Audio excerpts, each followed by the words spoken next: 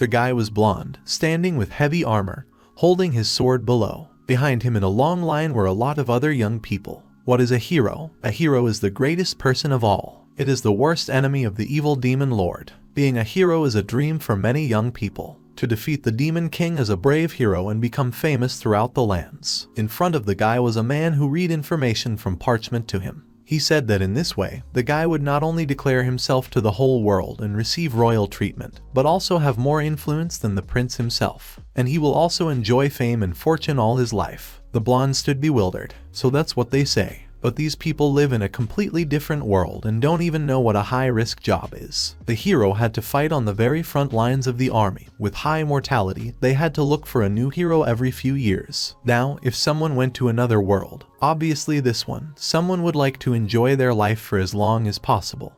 Only idiots would risk their lives. The guy was reading a paper on which it was written that the Lan Academy began to accept students. You need to work hard for your cherished dream, and then it is possible to become the next hero. The leaflet that the guy received when he entered the academy lay under his pillow for the last 6 months, and the guy completely forgot about it. Suddenly, the doorbell rang, and on the other side of the door they said that Mr. Xiao had received a package and needed to sign papers. The guy went to the door, and opening it already began to say that he didn't remember that he ordered something. But then he saw a girl in uniform in front of him and just a huge ball of parcels behind him. The girl was in a blue suit and a light top, cap and short red hair. The young man scratched his head and asked if the girl was sure that it was his package. Maybe she messed something up. The girl replied that everything was correct and there could be no mistake. This was definitely his package. Having signed the papers, the guy accepted this huge parcel, a small coffin with a cross on the lid. The girl thanked him for the fact that the guy used Liu Yun's delivery. Already at home, the young man could not understand what they brought him. Opening the lid, he gasped. Beads of sweat trickled down his face as he realized that before him lay a fair-haired girl in a maid outfit. Her outfit was quite revealing, and the guy was even embarrassed. Convulsively pulling out a piece of paper, which he did not even look at, the guy began to read what was slipped to him. But the Dachshund began to glow, and the letters began to jump, and then Vise turned into the ancient language of the gods. Was it a slave contract? Does this mean that now this maid belongs to the guy? The blonde looked at her again. Slave magic is black magic that was originally created to use forced labor. Although the church condemned this magic, it later spread throughout the world and became a secret weapon for some underground organizations and dark forces. Once the contract is signed, the slave will not be able to harm the master and will not be able to resist him, and will satisfy all his needs. While the guy was reading all these details of the slave contract, his new slave, the maid, showed signs of life. She woke up, stretched sweetly and sat down on her box, the coffin, stretching her arms up. But when she realized that a man was standing in front of her, she quickly got up and asked him who he was, where she was at all. Then her gaze caught on her own clothes, and the young lady almost began to become hysterical. Why was she even in that outfit, in such shameless clothes? The blonde tried to somehow calm her down and tried to persuade the girl to let him explain everything. But she did not agree and quickly replied that she did not need any explanations from him. She, the 89th Demon Lord Alina Saint Milan, would never have thought that she would ever fall into the hands of a despised human, and so she will kill him. The boy seemed to hear only that she was the Demon Lord Alina. He just couldn't believe that this delicate and beautiful girl was a demon lord. Alina ordered the man to die, and the next moment everything seemed to explode. The guy was thinking about whether he should use wind magic or teleportation magic. But it was still too late for that. Chips of wood lay around, but as expected of a demon lord, now the boy's house is completely and irrevocably destroyed. What's wrong with this girl anyway? Did she hurt herself? Why was the demon lord's transformation interrupted involuntarily? What is going on? Is it all because of the contract that she can't use her magic on a guy? If this is true, then he can use this spell. There was blood on the boy's thumb. He drew a sealing demon circle on the floor, and Alina wondered if he was mocking her. The guy is really capable of using the forbidden array, which can only be used by a magician who has reached the 7th level and above. Xiao put his hands forward and began to control the demon imprinting circle. Alina tried to prevent this. Luckily, the guy had installed some magic crystals. The demon imprinting line was still too much for him. Alina fell to the floor and fell asleep, but that was even better for the blonde. Let him sleep a little. The next morning the sun was shining brightly and seeping through a hole in the ceiling. Xiao was so upset that his house was destroyed. He hadn't slept all last night, plus the magical exhaustion was too severe. Looks like he won't be able to go to school today. Looking at the girl sleeping sweetly in her bed, the guy thought that she was having a very good dream. But what was he to do with the demon lord now? If he thinks to contact the Holy Church, then they may decide that the guy is on the same side with the demons. The girl suddenly woke up and asked Lingxiao if he really studied at the Laurent Academy in the Department of Magic. She heard about Laurent Academy, Cradle of Heroes. Then she somehow angrily asked if he really wanted to be a hero. Then why shouldn't he take the risk right now and kill her, because she still can't fight back just yet. Lingxiao put his hand to his chin as if thinking about her proposal. Alina's power was sealed by a contract. She is useless as a demon lord. Well, how she dies, it all depends on the people. Didn't they dream of killing the demon lord? Suddenly, Lin laughed out loud and suddenly asked for forgiveness. But before Alina starts to get angry, she first just has to go and wash herself. And he is also afraid that she is wrong, because he has no idea why she was mailed to him.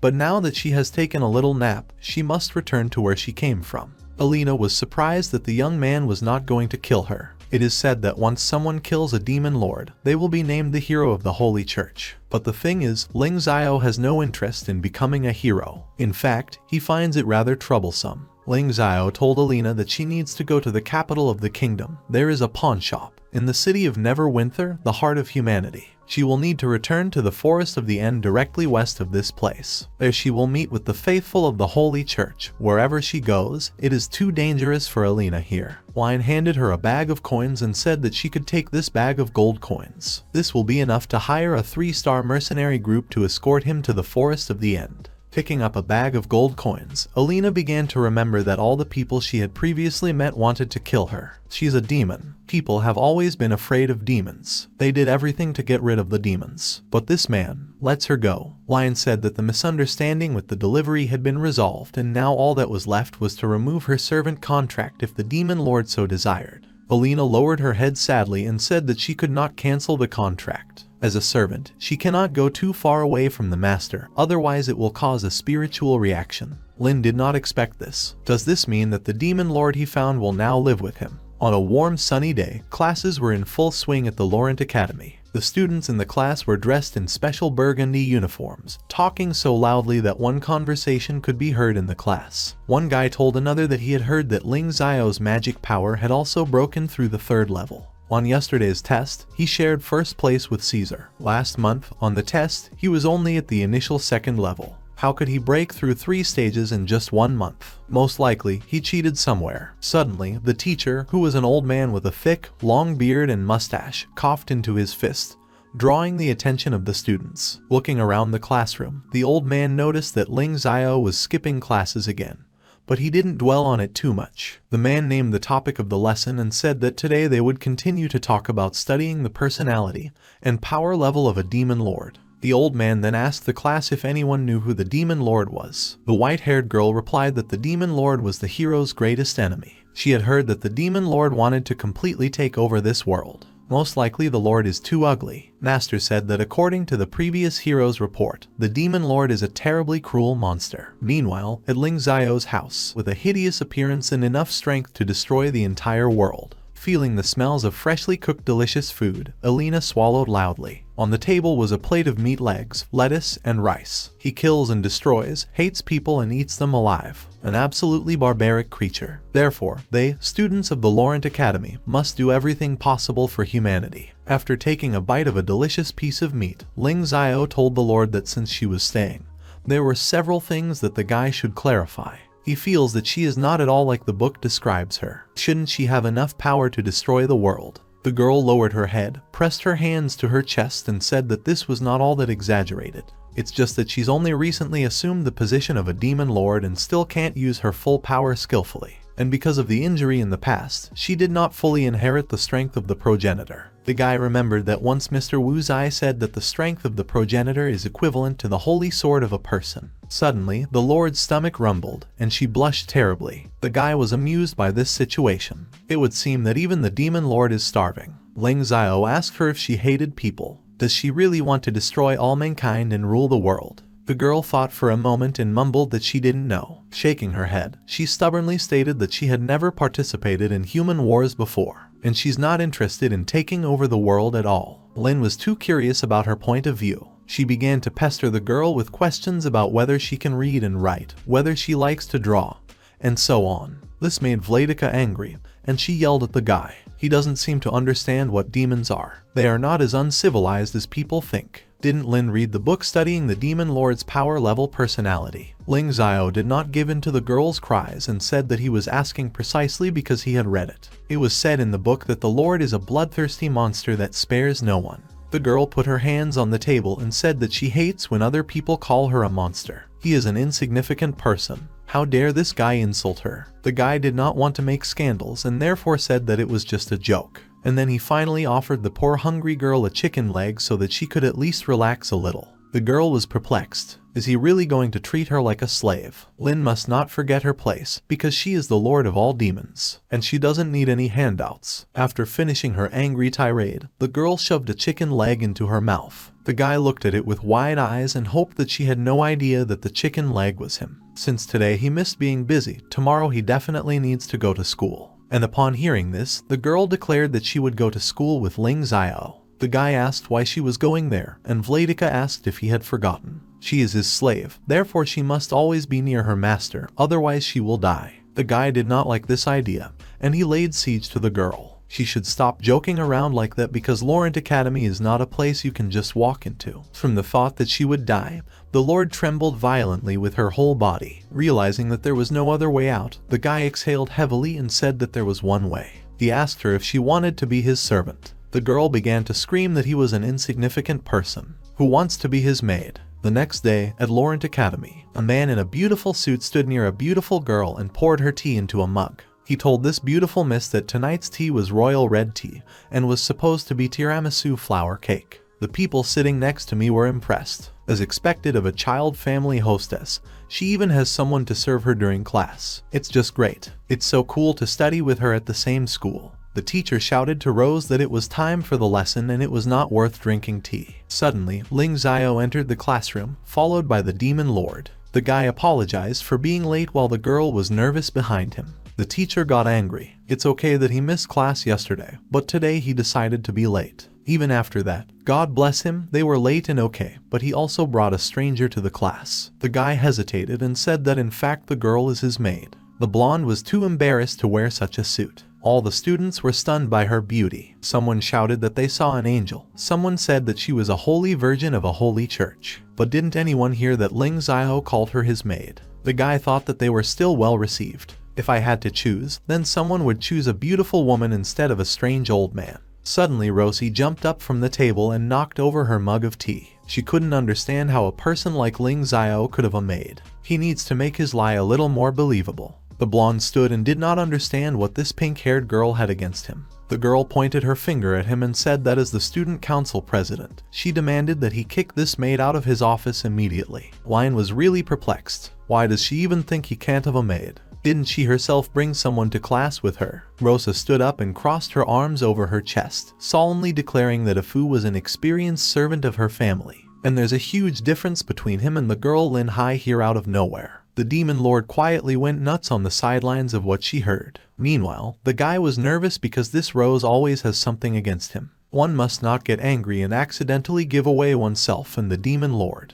The sovereign stepped forward, bowed, and said that her master was right. She really is his maid. This is their first meeting, and therefore the girl introduced herself as Alina, the owner's maid. All this was very suspicious to Rosie. She chuckled in displeasure. But the old man didn't let her continue, who said that if it was Lingxiao's maid, then there was no problem. And now everyone should return to their seats, because classes have already begun. All this was very tiring for the blonde. He did not expect that everything would turn out this way. When the last lesson ended and the bell rang, the class was in turmoil. Everyone around whispered about the new maid while Lingxiao sat at his desk board. He stands out too much from the rest with such news. Alina all this time stood near the guy's desk, considering all this to be too tedious. Suddenly, some guy, the prince of the kingdom of Ranbada, Caesar, from the magic department of the Laurent Academy, and a whole first-class student, removed the pendant from his neck and said that he had been waiting for Lingxiao for a long time. Lin looked at him and noticed that the guy took off his badge without warning,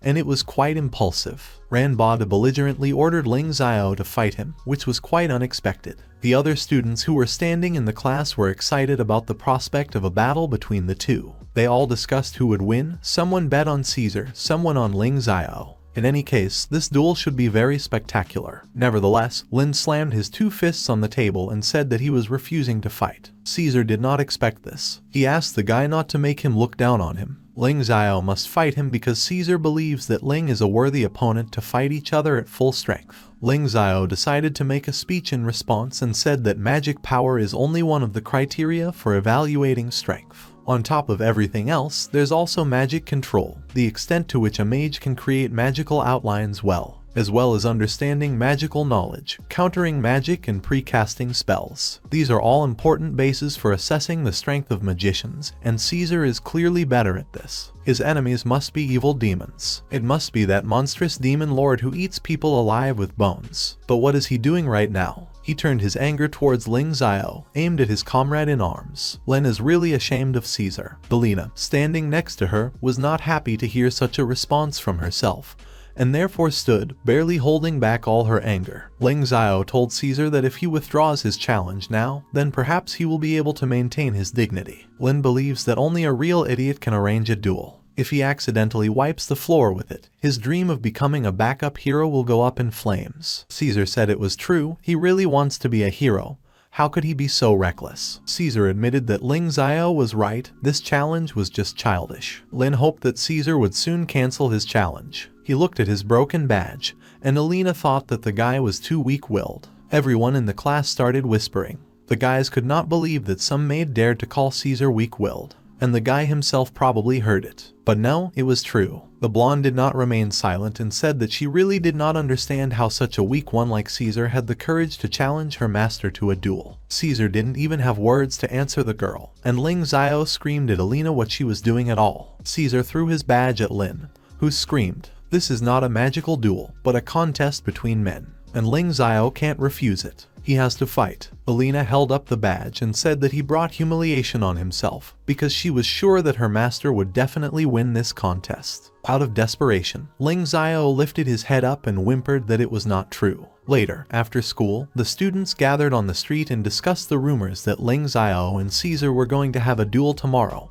and therefore it would be necessary to decide who would be the best. At this time, Lingxiao and his maid walked behind the trees. The boy was simply baffled. How could a demon lord say such a thing? And terribly angry too. And so, when he turned back and glared furiously at the girl, she was even frightened. A little later, Joma, when it was night outside and the moon shone too brightly, the maid was lying on the bed in the room, and the guy was standing in front of her. The girl did not understand what he was going to do, so she asked the guy to stop moving towards her. However, the guy did not stop, and moreover, grabbed her by the leg in a white gulf. Today she terribly offended him. She made a terrible mistake, and therefore he, as her master, must punish her properly. The girl continued to kick and ask to stop, and then even called him by name. The guy did not like it, and he threateningly asked what she called him. She called him an insignificant person. The guy hung over the lord and called her too naughty maid. It seems that this was not enough, and the guy began to tickle her furiously. The girl asked to stop, but the blonde seemed to do it from all sides. He was a damn human.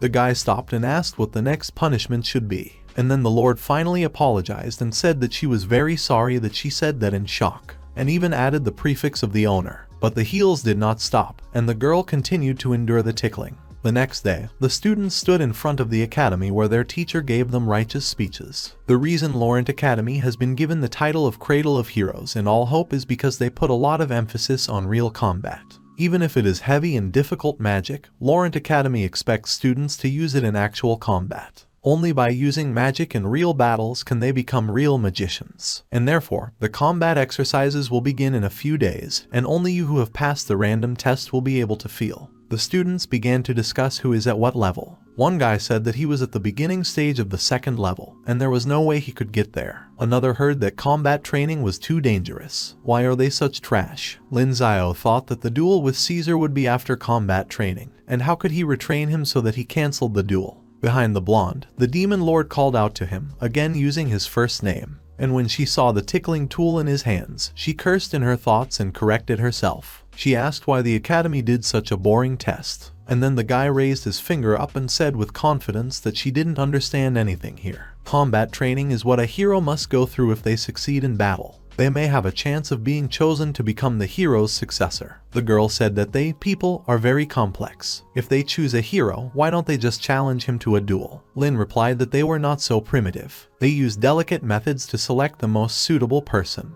Here, for example, Caesar, he will definitely become a hero in the future. Alina was indignant because Lingxiao's magic level is higher than Caesar's. Lingxiao abruptly grabbed Alina's hand and dragged her away that she didn't even realize what was going on at first. The guy stopped in a remote place under a tree where no one could overhear them and leaned against the tree, pinching the girl between the tree and himself. He asked how she knew that his magical level was much higher than Caesar's. Vladika answered him that she felt it. Caesar is only the 3rd level, and the guy is in front of her. 4th, he is without a doubt the strongest student in his class. Lingxiao said that even a magician himself could not accurately determine his magic level, let alone that others could determine it. A mage can only get a vague idea of an opponent's true strength if more than 3 levels separate them, even though this can be a little problematic before a fight. In other words, even if the opponent is going up against a magician who is 3 levels higher than himself, who can easily crush him with his strong magic, both of them will be very nervous before the battle begins. Alina put in her 2 cents about the fact that this is all because people have too weak perception skills. Rosie, who was standing in the crowd, turned back and saw a couple standing near a tree, but she was again distracted by the teacher, who said that their trials would begin right away, and they will start with Miss Ren. They don't need to panic at all. You just need to do as they did in practice. The girl waved her wand, told the water fairy to turn into a silver blade and attack with her dance. Alina watched this from afar and said that this girl is in a trial right now. She is only in the beginning stage of the 2nd level, and therefore using the ice cone might be a bit too much for her. It was very weak. When the girl experienced the attack, Lingxiao admitted that Alina was right. Vladika noticed that people still rely on such things. It's not convenient at all. Magic measuring gentleman, used to measure the level of magic of the caster. The teacher thought, and then called the next student, and it turned out to be none other than Caesar. The guy stepped forward and ordered to light an eternal flame and an eternally red lotus. There were flashes of bright flame everywhere, which ignited. Sovereign realized that this was the 3rd entry level, and besides Lingxiao, this blonde was the strongest in the class. Apprentices around were delighted with the power of Caesar. Admiring whispers were heard everywhere. Someone did not understand where he got so much power. He is very lucky that he can control her. Then Rosie came out. The girl stepped forward, grinned, and fired an arrow of light forward. However, the old man immediately shouted that her angle was wrong, and because Lai did not hit the target. As long as the arrow was flying at Lingxiao, the demon lord standing behind him didn't care at all. Apparently, aiming the beam out of the way was Rosie's plan, because she smiled slyly and promised the guy to take care of his medical bills. But mentally, of course, the blonde decided not to tempt fate and moved away while the guy thought that he had no other choice. The guy snapped his fingers and there were 2 loud explosions. Everything was full of smoke, and the guy cleared his throat, asking Miss Rose if she was trying to kill someone. The girl gasped and asked the guy if he was okay. Her eyes were feignedly frightened. The old man ran up to Lingxiao and asked him to let the man look at his wounds. But the guy scratched his musty and said that he was alright. He was simply unlucky. But luckily, Rosie's attack went out of control and self-destructed halfway through. Otherwise, he wouldn't have gotten off so easy. The man began to reproach himself and say that it is all his fault that he did not follow. He is responsible for all the students who get injured, and therefore now he will heal the guy. Rosie was really scared, so she apologized to the guy and said that she was very glad that he was completely fine. But the guy really managed to dodge. The teacher remarked that, fortunately, Lingxiao only scorched the uniform. She should be more careful next time. And since everything is in order, they need to continue testing. The next hours were tested, and eventually it was Lingxiao's turn. He stepped forward to the next whispers about what many rumors about his strength. Now everyone can finally see him in action. The guy summoned a fireball and eventually passed the test. Well, who would have doubted? The onlookers admired his strength, and the maid stood aside, bored. She looked at the guy for a very long time, walked around him, not tearing off her heads, and in the end the guy could not stand such pressure and asked why she was looking at him so intently. It's very stressful. The blonde asked if he knew how to use magic instantly, and the guy was shocked. How did she know that? He was clearly casting a spell during the test. Alina said that obviously Rosie had full control over her spell, and the guy was just using stronger magic to deflect the attack. He just snapped his fingers. Isn't that instant magic? Lin said that she had been watching quite closely, but that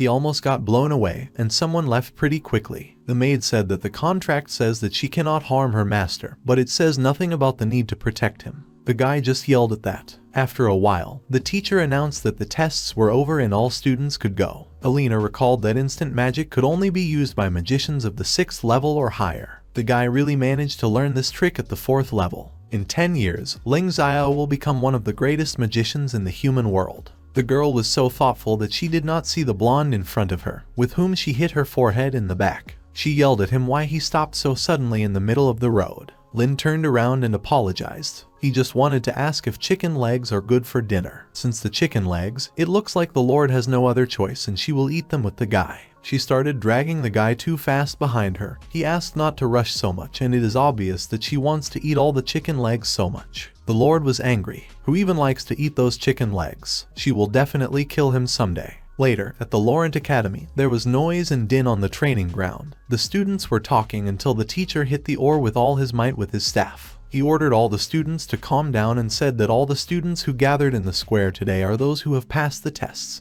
And in today's combat training, they will go to the Black Lake Forest to destroy the werewolves that threaten the villagers. Therefore, they all need to prepare well, because soon they will be moving forward. After a while, Lingxiao and Alina stood near the carriages, and the girl said that people are exactly like splinters in one place. The guy promised to treat her with chicken legs after training, so long as she doesn't go too hard. In the meantime, Rosie darted under the arm of Caesar and asked him to ride with her in the same carriage. The guy was confused at first, but eventually agreed, as if he was forced. The teacher checked whether all the students were ready to go and ordered them to move towards the forest of the Black Lake. At this time, outside the West Wind village, the barefoot girl was in charge of the forest with the thought that Alina was still waiting for her, so she should run quickly. But people with weapons shone on her way, and she only clicked at the sight of them. The girl's name was Alona. She was related to the upper-class demons. Something flew past her and hit her face. Now there was a small wound under her eye. Opposite her was an army in heavy armor, and the man who stood in front said that they needed to find out how far this demon could go. Alona yelled that humans are a pain in the ass, and then she summoned a one-eyed black cat, who yelled that you need to hurry up and prepare the seal. There were screams and strange actions everywhere. The knights shouted that they could not block it. The black cat inspired fear even in the most courageous men. Suddenly, a girl with blue hair appeared in front of them. She was blindfolded with a white bandage. This girl turned out to be the Holy Maiden of the Holy Church, Zuer, and called Alona a too naughty cat. The joke is not to come closer to her, but the Holy Virgin folded her hands together and asked if the cat was scared of her. The girl in response shouted that she was not afraid of the maiden, but she screamed and said that Alina deserves punishment for such disobedience. Alona fell and doubled over as the maiden kept telling this beautiful kitty that she wasn't going to be rough with her. With the last of her strength, the elephant held on while the Holy Maiden drew some strange patterns and a blue circle in the air. The Holy Maiden of the Holy Church directed a blue circle at Alona's head and asked what her purpose was. The girl screamed in response that she would not tell her anything, but she herself could hardly endure the pain. The blue-haired girl ingratiatingly asked the little cat to tell her goal, and then the maiden would let her go. Alona looked up at her with her eyes full of tears and pain and asked if she would really let her go. And having received a positive answer, she said that she was heading to the city of Neverwinter. The maiden asked what she was going to do there and if the Demon King was there now. The kitty, barely holding back her sobs, asked how the maiden knew all this, and she said that she misunderstood her and that everything is not as she thinks. The Holy Maiden said it was very nice, but she doesn't even know how to lie properly. Alona cursed this snow witch and promised herself that she would definitely take revenge and kill her. The maiden grinned and asked the kitten not to get angry. Didn't she say she'd let her go? She is ready to let her go, but she wonders if the Imperial Cross Guards will do the same. Whether she will run away from them will be the envy of her abilities. And because the little cat should not give up, she must live on. The guards all shouted and shouted at this demon spawn to die, but Alona only whispered something about the cross of the Imperial Guard. Black Lake Forest is a jungle in the Kingdom of Lombard. It takes its name from the strange black lake lurking in its depths. For many years a deadly miasma oozes from the lake. Monsters thrive in such an environment. Horses and carriages raced at full speed along the dusty road. In one of these carriages sat Lingxiao and Alina. The guy was too gloomy and thoughtful. He thought for a long time what to do. He blamed Alina and her long tongue for everything. And why did she only agree to fight for him? The guy was so angry that it could be seen from his expression, and the demon lord could not stand it, and in the end asked what was happening to him. The guy sighed heavily and came to the conclusion that by blaming the blonde, he would not achieve anything in the end. And when the girl asked if it was because of the duel, it was all by chance, he only mumbled sullenly in response. The demon lord really didn't understand why he was so worried about it. He's much stronger than that man. The guy quoted that the greater the power, the greater the responsibility. He doesn't want to deal with any of that, and he doesn't want to be cannon fodder on the battlefield. Caesar is more suited to this heroic work. Imagining a hot brunette and a glass of red wine beside him, the guy said that he dreams of living a good life as a backup hero. Alina did not share his admiration for being a backup hero. How is that even possible? When a hero dies, the backup hero immediately becomes the new hero. He will receive a level of conversion that is second only to the hero. They do not have any actual powers, but not only are they not required to fight, their way of life is fully supported using tax money. So, this is what Lingxiao calls the dream life. The girl had nothing to say to that as the blonde continued to speak. He would definitely fix the problem with their contract and then send the demon lord back to the forest of the end. But in return, she must remain silent about his true power. During the conversation, their faces were too close to each other, and the girl pushed his face behind her cheek, saying that she understood everything. Some strange feeling of anxiety settled inside her chest. She clung to the seat on which she sat before and turned her head around. Lingxiao noticed this and asked if she had discovered something strange. The horse suddenly braked sharply, and the carriage almost stood on its side. All those who were in it barely managed to stay in their places from such a strong push. Outside, the growls of the wolves were suddenly heard, which seriously frightened everyone. Rossi immediately began to seek shelter in the hands of Caesar, who behaved like a hero and told everyone to remain calm and stay in their places, and never go outside. A fireball was burning in his hands, which he prepared to protect the students and himself. Rossi did the same, and fireballs flew at the dogs. Rejoiced at such an easy and quick victory over the predators, the girl began to jump on the spot. But she was greatly mistaken, because the animals were not yet destroyed.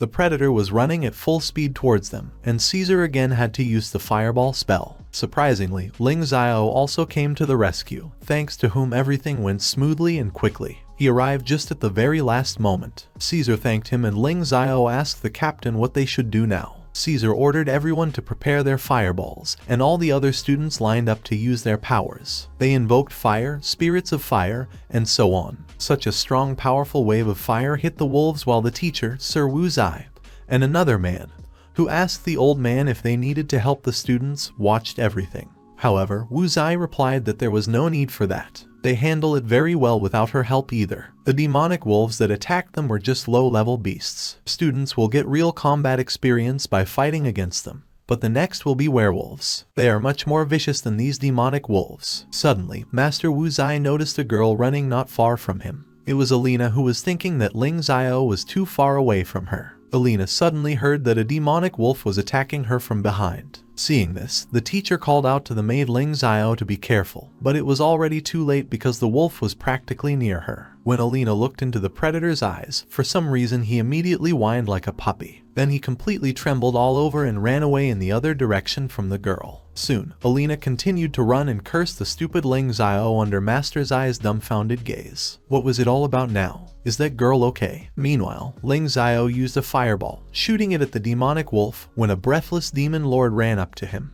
The guy asked why she came to the battlefield. Did he tell her to stay in the carriage? The girl suddenly started screaming that they humans have memories like goldfish or something like that. The guy must have forgotten about their contract altogether. Lin recalled that the contract said that the maid should follow her master, so, prizes that he really forgot about it. The young man apologized. Alina said that with his true strength, he could just get rid of those low-level demons on his own. Lingxiao abruptly stopped his actions and covered the girl's mouth with his hand, ordering her to be quiet. Had she forgotten her promise to him? Then he grabbed her sharply by the arm and dragged her to the side where no one would see them, and then they could talk. Running so fast made the poor lord dizzy, and the guy said he only wanted to level up for his goal as a backup hero, otherwise he wouldn't have played with those guys. Alina had no answer to this, and the next second she felt a stranger on her hand, which grabbed her sharply. The guy repelled the fireball, and then ordered the girl to be a little good maid and stay behind him. But the girl was stubborn and stated that she had never said before that she needed someone's protection. The guy raised his hand and asked Alina not to be like that. He should protect her, because of her abilities that she has, and because of his rating. The girl just chuckled at that. At this time, Caesar took out his sword and began to wave it in front of the wolves. Alina said that this magical swordsman has very good prospects, judging by the way Caesar handles his sword. Lingxiao noticed that being able to learn magic and martial arts is impressive, but doing it at the same time is just torture. It seems that Caesar is a masochist. Alina suddenly turned and glared at him sullenly. Who would speak at all? The guy thinks he's about average. The perfect combination of genius and magic. Genius is not so simple. The guy replied saying, yes, it really is not very simple. What, is she interested in him? Lingxiao will definitely talk to her about this as soon as there is time. The demonic ox walked closer, but then it just passed by Lingxiao, which surprised him a lot. All the wolves suddenly ran towards Caesar. Was he really the target of the Wolf King? The guy pushed off the ground at the same time as the animal, but in the next second, Caesar cut the wolf in half. It was very bloodthirsty. All the students who were standing around started praising Caesar for being so cool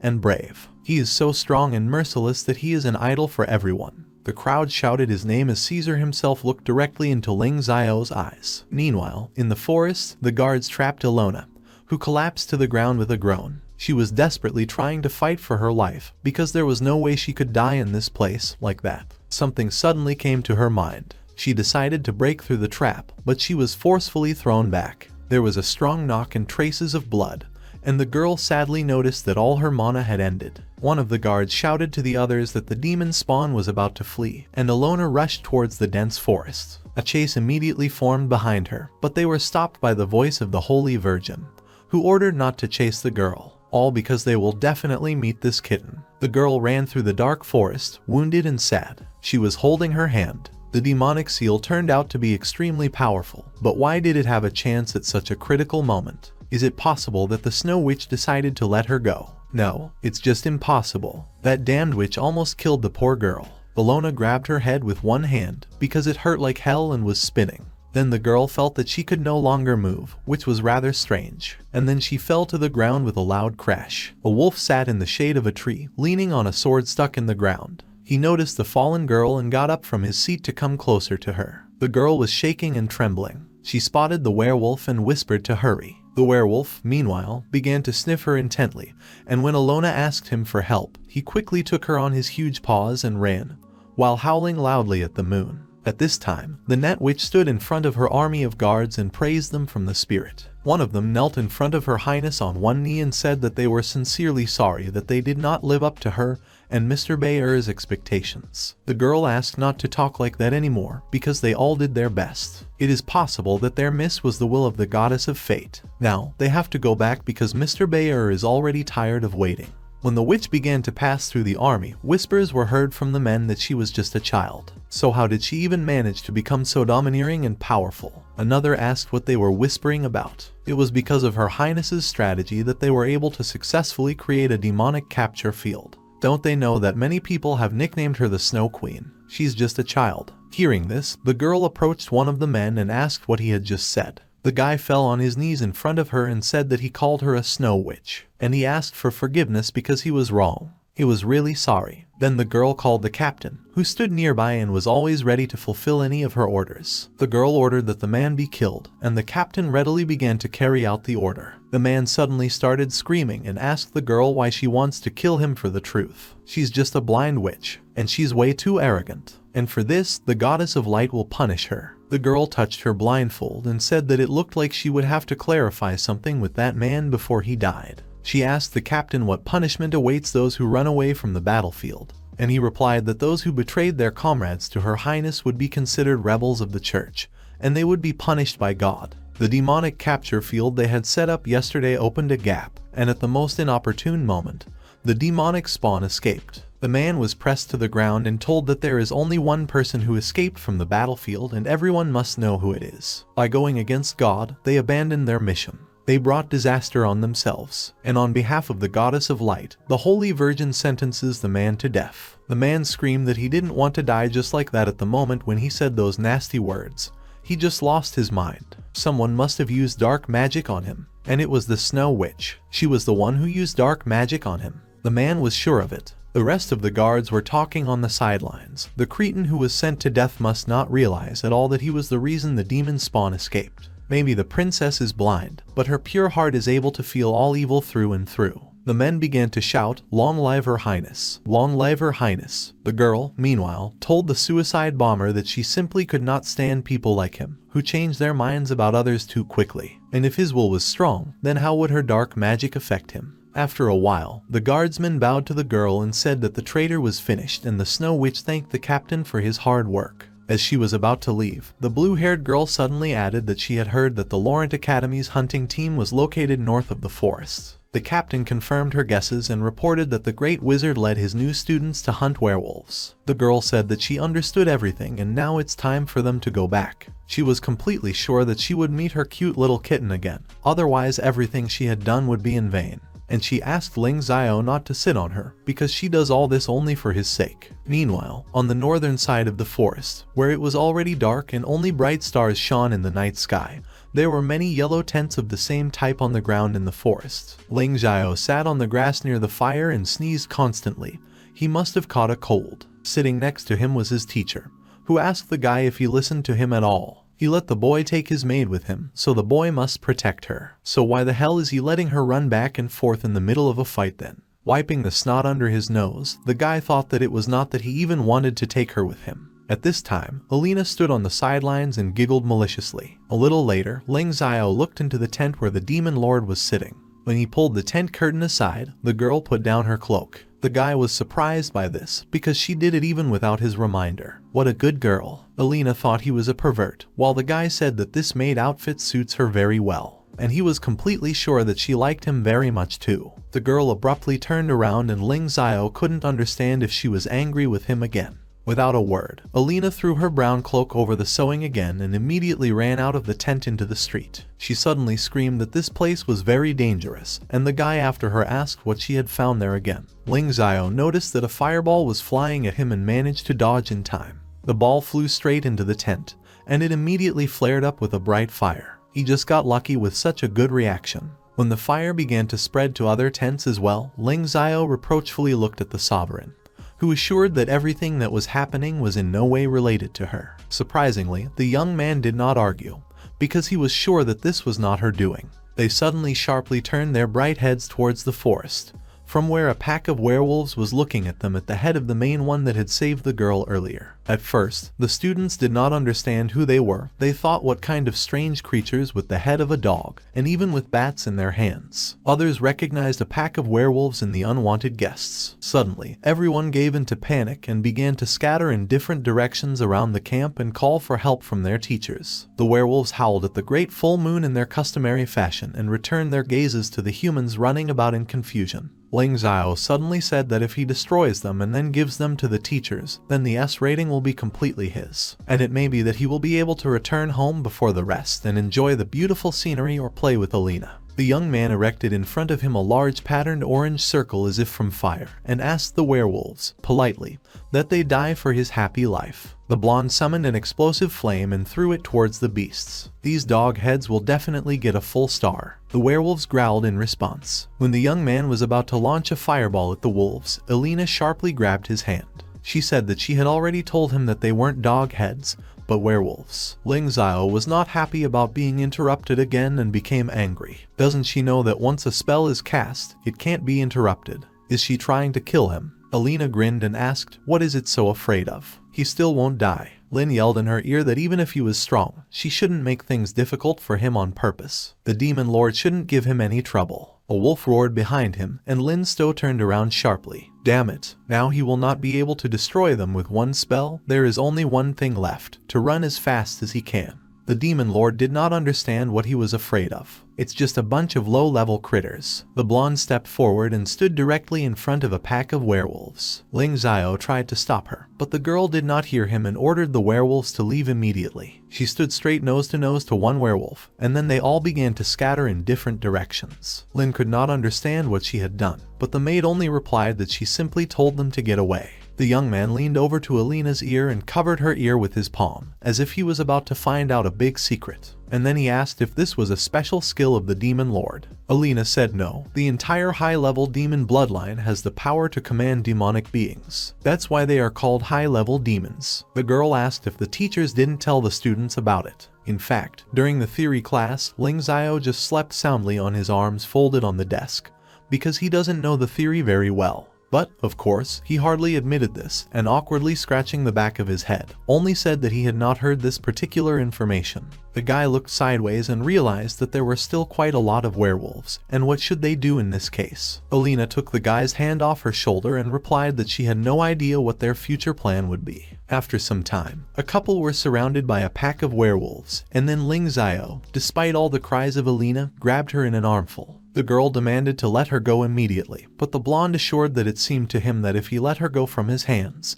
they would immediately die. It seemed to Vladika that his playful hands were moving in the wrong place, and in the end, she ordered the guy to immediately let her go. At this time, real chaos reigned on the other side of the camp. The students were annoyed that all their clothes and other belongings were left in the tents, which burned to the ground. Some even had their hair burned. 2 teachers stood aside, and the younger one, with black hair and strange sideburns, turned to Wu Zai and said that there were not enough students in the camp and they needed to be urgently found and rescued. The old man told Momu that he needed a little time to figure everything out, while the man would look after the students for now. In response, Momu asked the strings not to worry, because he would definitely not let these werewolves get through. At this time, Wu Zai was summoning a magical shield. It was large and glowed with a bright blue light. Then he began to speak other spells: light, pure light in the sky, blazing hot light, shining invisible light, light of the souls of everything.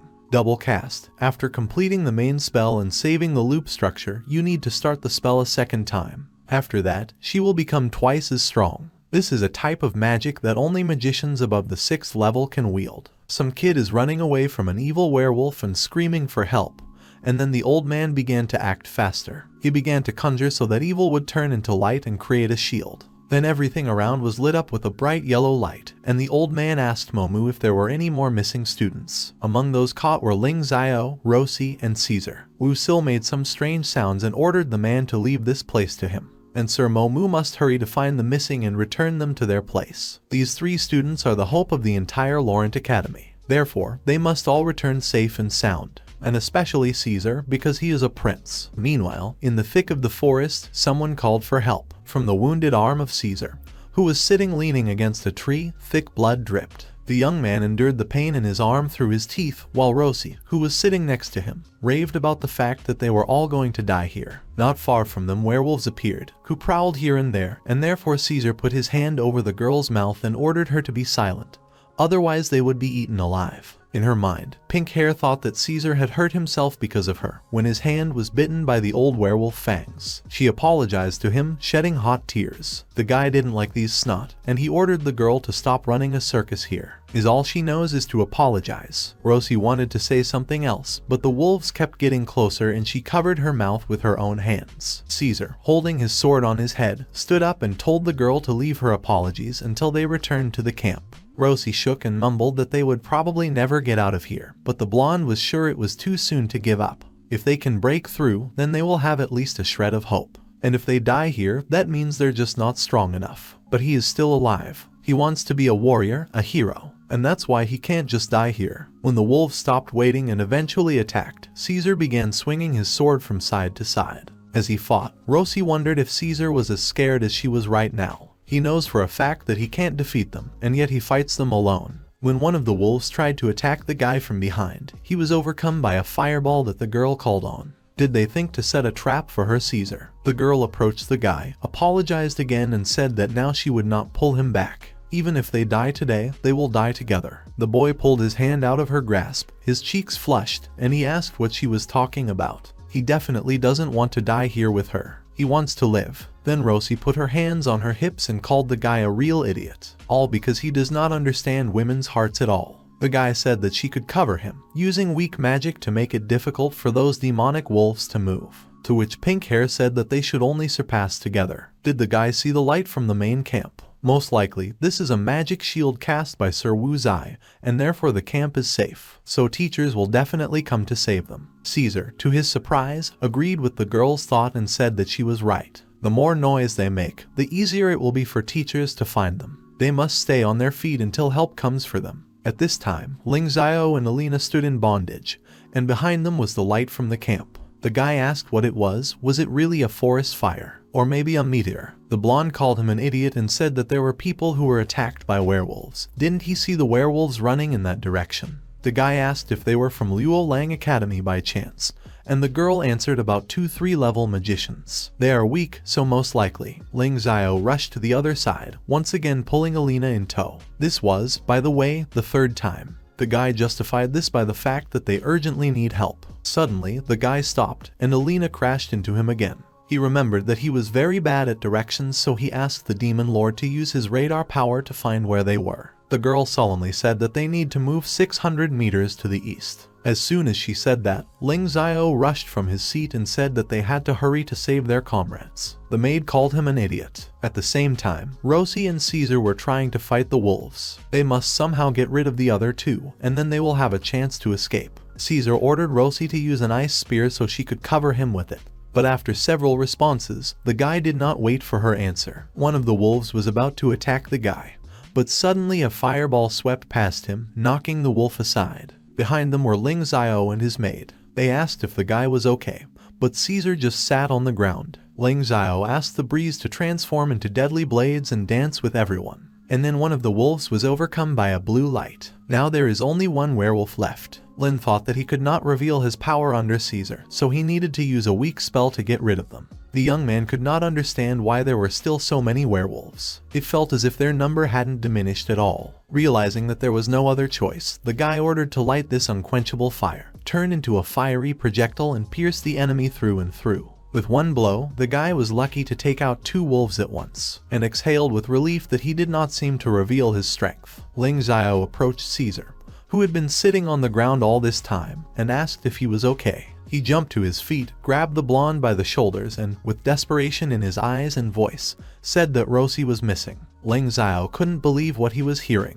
At this time, poor Rosie was being dragged on his big shoulder by a werewolf. When she demanded to let her go, the wolf simply threw the girl to the ground, which provided her with not the softest landing. She quickly jumped to her feet in an attempt to escape, but the werewolf wasn't easily fooled, so he grabbed her leg. Rosie tried to summon a flame, but the werewolf quickly hit her with his powerful paw. Then he grabbed her with his sharp claws, and the poor girl could not understand what he was doing. He licked her face with his long, slippery tongue as pink hair screamed and called for help. Finally, her prayers were answered because Lingxiao called out to the doghead. He ordered the beast to remove its vile dirty paws from the girl and threw a fireball at it. The werewolf growled in response. Lingxiao thought with a sigh that he would have killed him earlier if it wasn't for Rosie. Everywhere other werewolves began to run. Lingxiao thought it was the perfect timing to get rid of 2 werewolves in one go. He threw several fireballs and yelled for them to die. Then everyone ran up to Rosie and asked if she was okay. The girl fell to the ground, and Lin believed that she had overcome her fear of werewolves. But standing a little behind Alina said that most likely she just lost consciousness because of him.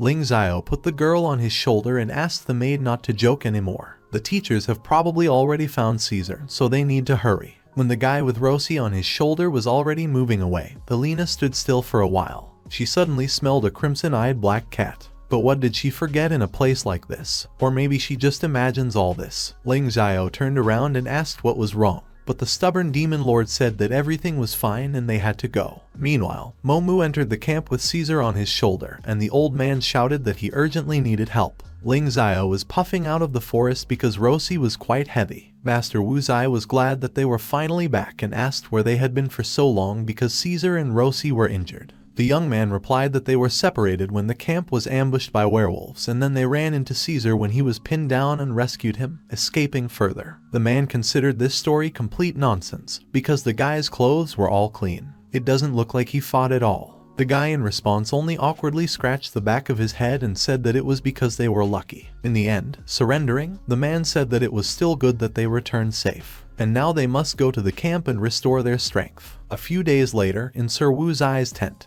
he sat at a wooden table while the students stood in front of him. He said that during the ambush of the werewolves, they performed very well, and after discussion, he and the teachers decided to give the students a rating early. And now they can rest. Caesar did not agree with something and was about to object, but the teacher interrupted him and did not let him finish. Wuzai drew the boy's attention to his wound on his arm. His hand will become useless if he continues like this. Therefore, they must rest well, and his words are not discussed in any way. When the students left the tent, Rosie called out to the Caesars ahead of them, who did not stop. Lingxiao said that he knew that he wanted to get an S rank, and then the lair guy turned around and asked what to do then. Lingxiao was very enthusiastic and gave a thumbs up and said that they have a lot of opportunities. For example, to find and defeat the werewolf king. Caesar didn't like the plan. It's easy to say. Sir Momu spent several days and could not find him, so how can they do it? Lingxiao, however, said that there was no need to rush because he had everything necessary for this. He took out a roll of paper, and Caesar was surprised that it was a map of the Black Lake Forest. The red mark on it meant the lair of the werewolves. Caesar asked where Lingxiao got this map from, and he replied that 2 days ago, he and Alina were walking in the area and found a bunch of dead soldiers in the forest. Most likely, they, too, were ambushed by werewolves, and therefore they found this map from those same soldiers. In fact, the last few days there was nothing to do, and Lingxiao asked Alina to order the defenders to show the way to their lair. And then he took out the skin of a wolf and drew a map. They can't miss this chance because it's the perfect opportunity for an S rating. In the end, after a long silence, Lin asked if they were coming with them or not, and Caesar said that he was coming. Rosie also said that she was coming, because Caesar's wounds had not yet completely healed, so she would be happy to help him. After a while, a bunch of guys were standing in the forest, and then Rosie suddenly said sharply that it was understandable why they were going to look for the werewolf lair. But why did Lingxiao take his maid with him? What if she suddenly gets hurt? Lingxiao hugged Alina and said that his maid is very sad if she is too far away from him. So she should not worry about this, he will always be able to protect her. Caesar suddenly ordered everyone to be quiet because they had arrived at the scene. They stood near a huge black lake. The bright moon reflected in the water. Lingxiao told the demon lord that it was time for her introduction. The werewolf king should be very close, so you need to be very careful. Lin told Alina that she should stay close to him. How well they played their roles in front of the guys. Suddenly, the blonde turned and noticed that Alina had suddenly disappeared. Rosie joined in, too, and began to turn her head back and forth. Poke a couple of seconds, Alina called for help. Alina pretended to call for help as the werewolf stood behind her. Lingxiao knows how to get Caesar to duel. Demon Lord can control monsters, so let the show begin. Alina was adamant and told the guy not to even think about it, but he promised to buy her more chicken legs when they met. Alina was angry with herself for selling herself so easily for some chicken legs. The king of houses is actually listening to the shuttle's nonsense. Lingxiao is a fool. As the girl kept calling for help, Lingxiao told her that she should put more effort into her acting. As a result, Lin wanted to rush to the aid of his maid, but Caesar grabbed his hand and asked the guy not to be so reckless. There are a lot of werewolves around, and this will be his grave. The guy was adamant and said that he must definitely save his maid. If he cannot even protect her, then he cannot consider himself a full-fledged man. Caesar was very annoyed and said that they would definitely save Alina. Last time he couldn't protect Rosie, so this time he won't let that happen again. Rosie suddenly called out that she would run with them. Another fireball flew at the werewolf. Caesar waved his sword until the ox pulled out his huge club. Rosie began to summon cold-blooded ice to freeze all of her enemies. Suddenly, a log flew into her, but Caesar easily threw it away. Before them appeared a huge wolf in a beautiful robe and with a large sword. He growled hard. The guys were glad that the king of werewolves finally came to them. They called upon an unquenchable flame to transform into a red lotus like a projectile. The werewolf was attacked. His armor has resistance against explosions, so the fireballs were useless. Suddenly, Caesar ordered everyone to step aside and held the huge werewolf sword with his sword, preventing himself from being killed. The guys tried to help him from afar, and suddenly the werewolf hit the guy very hard. Rosie was immediately worried, and when the barely alive Caesar was helped to his feet, he realized with annoyance that magic was useless against this monster. Lingxiao suddenly had an idea, but Caesar said that magic doesn't do any damage, so what idea could he have? The blonde has a secret trick to deal with him. Had they all forgotten that he was from the Dongxiao clan? The guy asked Caesar to buy him some time, and he began to fulfill the request. Rosie told Lingxiao that he had better come with something really good. She created a bright shield and summoned the spirits of nature. The werewolf continued to growl as the poor girl was thrown back by a powerful wave. He was about to throw himself at Lingxiao, but Caesar told the werewolf that a scum like him should not dare to interrupt Lingxiao. Caesar was hit again as Lin continued to create a shield and summon fire spirits. Only after some time the guys realized that the guy was doing a double cast. It was very unexpected, and as a result, a huge werewolf simply froze. Caesar rushed at him with a sword and wanted to cut his head in half, but only broke the ice shell, and the wolf was back in business. Lingxiao ordered the Red Lotus fairies to release the power of the Red Lotus. Everything around was on fire. The werewolf tried to fight. Rosie sat on the ground and thought that Lingxiao could indeed use a dual cast that only magicians of the 6th level and above could use. What was this terrifying secret magic of the Dongxiao clan? Later, there was a very powerful explosion and Lingxiao could barely stand on his feet, but Caesar picked him up in time and asked if he was okay. The blonde replied that it was okay. He just forcibly used secret magic and now he can't use magic for a while. Caesar belligerently said that while the guy was recovering, he would protect him. Lingxiao thought that the guy was obviously straightforward, and why did he sound so strange when he said that? Lingxiao said that he would not be able to recover for about a month, and then what should they do with the duel? Caesar ordered the guy to forget about this stupid duel. In the end they would just cancel it, that's all. The boy leaned back on the grass and thanked his comrade for his understanding. He was so tired. In his heart, Lin was jubilant, because his plan was a success and now this damn duel is called off. To the fact that the guy was tired, Caesar responded in the same way. They all sat very downcast and tired, until Alina stepped on Lingxiao and ordered them to hurry up. He should get up and stop pretending to be a corpse. Bona did not expect this and grabbed his cheek. What is she even doing? He's spent so much mana, can't she give him some rest? Alina, however, knew that the guy was bluffing, because she was completely sure that he was fine. He used little mana and is way too far from being depleted. At this, Lingxiao awkwardly scratched the back of his head and asked if she was standing somewhere nearby. The demon lord really thought the boy was an idiot. Well, where else could she be? Is he again? Forgot that she can't go far away from him. The guy feigned a yawn and said that he forgot about it again. So, why did she wake him up at all? He wanted to take a nap. The blonde said that the obligatory rule for using a double cast is to reach the 6th level of mana. Those who attempt to force use it without reaching the required mana level will receive heavy mental pressure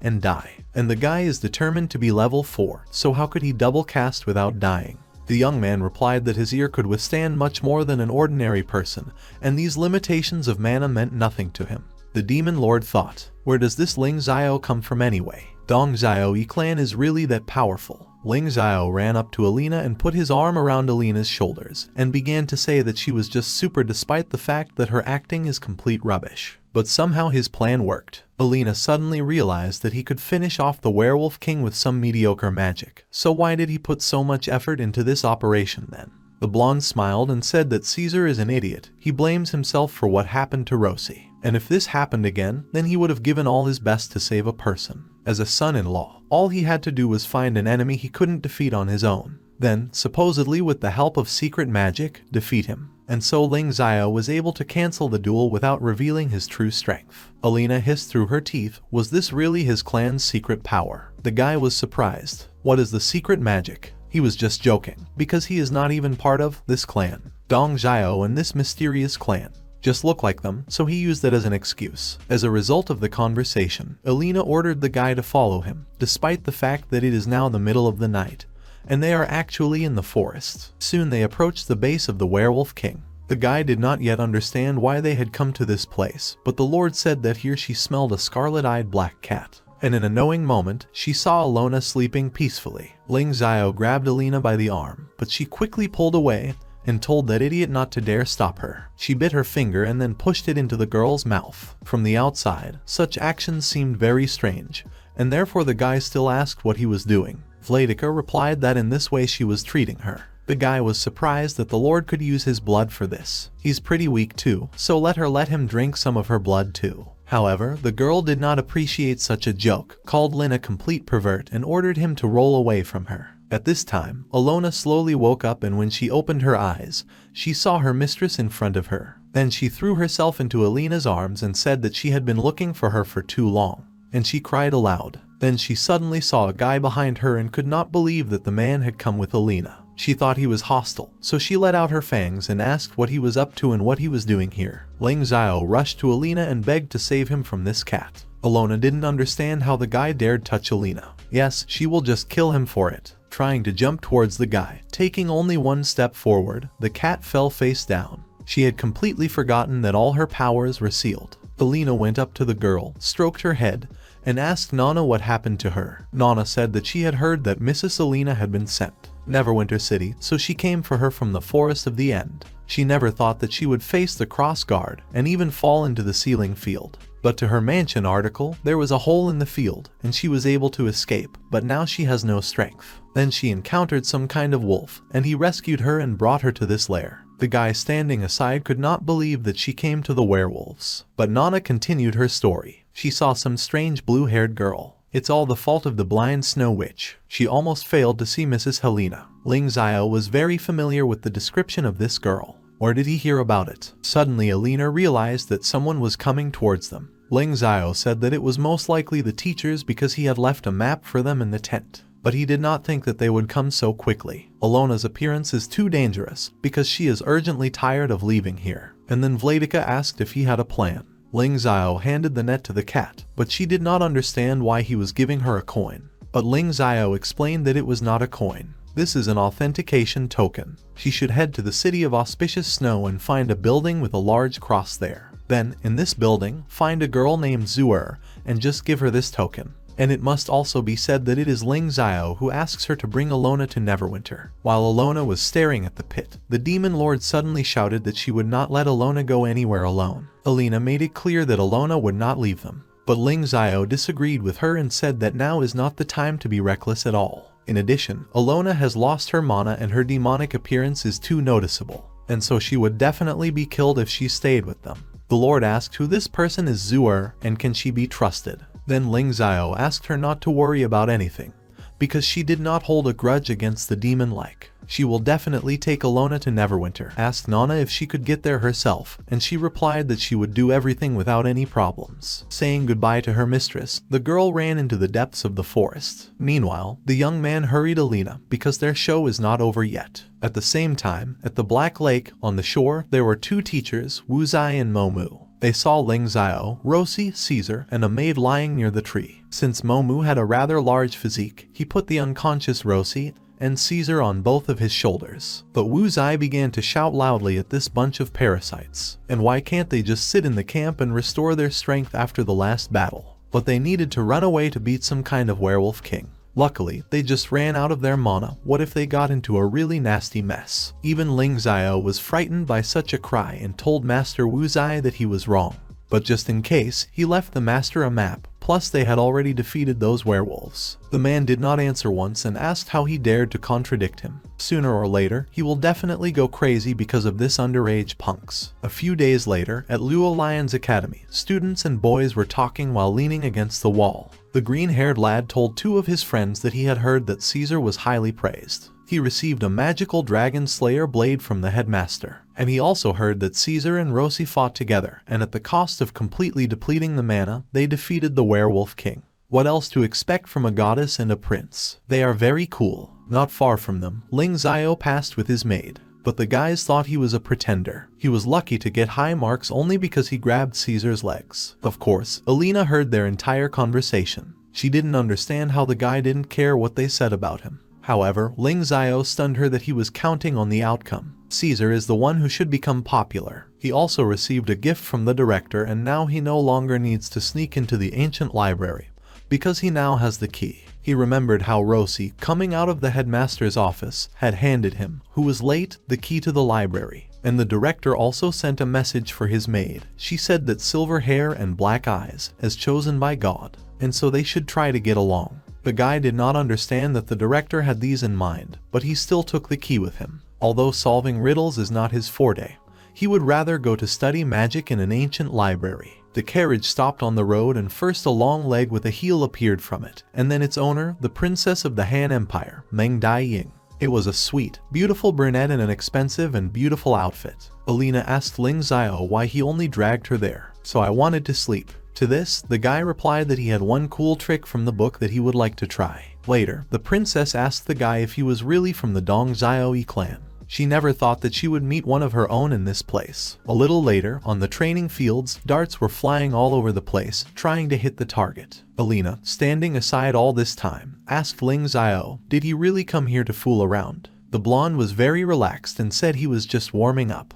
And now it's time for what they came here for. The guy cracked his joints and making sure that there was no one around, he shot a bright light from his hand. He did a multicast magic shot. However, they did not assume that the same princess was watching them. She was surprised that this young man knew about multicasts. Meanwhile, Lingxiao was happy about his success, but in the next moment, Alina suddenly jumped up and explosions were heard everywhere. Lingxiao was lying on the smoking floor, and the sovereign stepped on him with her foot so hard that the poor guy coughed up blood. She was sure he was playing dead again, but it would be better for him to get up off the floor as soon as possible. Lingxiao jumped to his feet and yelled at Nai. Why didn't she tell him anything when she noticed the problem? Vladika turned her head away and quietly said how she knew where and when the guy would make a mistake. But the guy was adamant. Was sure that Alina was lying, because she jumped aside in advance. And where did he make this mistake? Still not opening her eyes, Alina replied that he had forgotten the intermediate moment, and called him an idiot. Again, the guy tried to multicast again. Magic shot, now knowing about the intermediate moment. The sovereign watched him and was amazed at his true power. For his age, he is truly a genius. The princess around the corner, on the contrary, was horrified by such power. The guy stopped and the maid asked what was wrong. The guy fell to his knees and tried to catch his breath. This is because multicasting consumes too much power. To this, Alina only sarcastically replied that he needed it that way. The princess noted to herself that this young man was quite strong, and left, clicking her heels. But this did not go unnoticed because both Lingxiao and Alina both turned to the noise and asked who was there. Alina suddenly pulled up strands of their hair, which was rather odd. To be able to hide the owl's presence and get past Alina's detection, someone very interesting seems to show up. As she left, the princess realized to herself that she had just seen a mysterious maid with the ability to detect and a powerful young man from the Dongxiao clan. It turns out that Luo Lion Academy is not that simple. The girl can't wait to meet them. Lingxiao was sitting on a chair, stretching and yawning from exhaustion. He spent too much mana yesterday. He should ask for a day off today. But, didn't someone say there was no one around practice? Alina suddenly started acting like a fool and replied that it was because that person knows how to hide his presence, which is why he was able to avoid her detection. The guy asked me to wait until he give this person and shut him up. Master Wu Zai thumped the floor with his staff with all his strength and said that the class hour was starting. And when the class finally quieted down, he said that he thought that for the most part they all already knew that a new student was being transferred to their little magical sect. At this news, the students began to whisper among themselves. Someone has already heard about this, and it is said that the princess of the Qin Empire herself transferred to their school.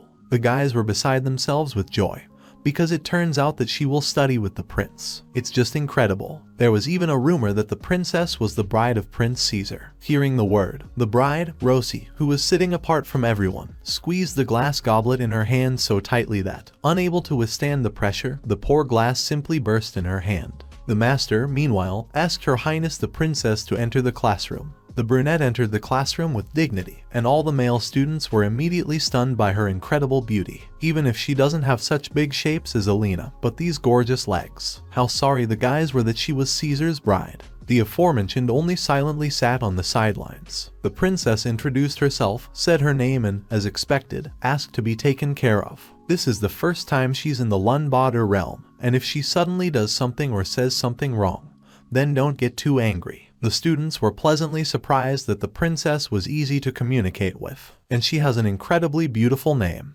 Even Lingxiao was blinded by her beauty. Instead of eyes, the guy had solid hearts. It seems he has fallen in love. Alina did not like this reaction. Is he bullying her? The brunette meanwhile walked on her heels to Lingxiao's desk and clarified his name. The young man's heart thumped loudly until the princess asked him if he would have some free time for her after school. Can he show her around the campus? The guy seemed to hear that he was called on a date. Wiping his nose with a napkin, he stuttered that he was completely free after school. Having received everything she wanted, the princess passed by, not even noticing the maid standing nearby. Finally, Master Wu Zai decided to turn the students' attention to himself and said that before they started their lesson, he had a little announcement. The school will conduct selection tests, and the 2 strongest candidates will participate in the 18th Island School Tournament. Therefore, everyone should prepare for this properly. After class, Lingxiao walked around the school with a new student, while envious classmates behind his back discussed why he was so lucky. I grabbed a bite right away. It's okay that he has a gorgeous maid, so now the princess likes him too. Caesar or Lingxiao on good terms. This means that Lingxiao will not be able to harm his friend's fiancé. At this time, Rosie did not waste time either. She went up to Caesar and coquettishly asked if he would like to have lunch with her. However, the guy turned around from her to another place and said that instead of lunch, he was going to the training field. The girl did not want to give up so easily and ran after the halo, saying that she wanted to go with him. The students all thought that Prince Caesar and Rosie also look great together, that they are quite a harmonious couple, and that Caesar is a very gifted young man. When Lingxiao and the princess were outside, the brunette gave out a thought that worried her very much. She could not even imagine that she would ever meet a person from the Dongxiao clan. Realizing that he might get caught, Lingxiao tensed up a lot, but still bleated something in response. He had heard that there were not many people from the Dongxiao clan, and even the royal bench knew their clan members by sight. Maybe the girl somehow figured out his lie. The princess, meanwhile, added that she had never heard of any Lin family until now. The young man began to worry that his lie might soon come out, but the princess suggested that he was most likely from the lost Dongxiao clan. Lingxiao didn't know any of Dongxiao's lost clan, but it was incredibly time that the girl did not guess that he was deceiving her so brazenly. It turns out that hundreds of years ago there was such a strong earthquake that it could destroy an entire continent. It was then that part of the Dongxiao clan built a new empire called Qin, and the other went to the AI Lin continent. Although they were all from the Dongxiao clan, later, those who were not citizens of the empire were called the Lost Clan. Lingxiao thought that a free personality was a huge opportunity for him. Alina all this time stood aside and was angry that she could not catch the smell of this girl. She also does not have any mana wave, and she does not even have the usual smell of a living person either. Was that the girl who was watching them at that training ground? And that idiot Lingxiao is also good, acts like a real pervert. The princess awkwardly said that she really wanted to ask the guy for something,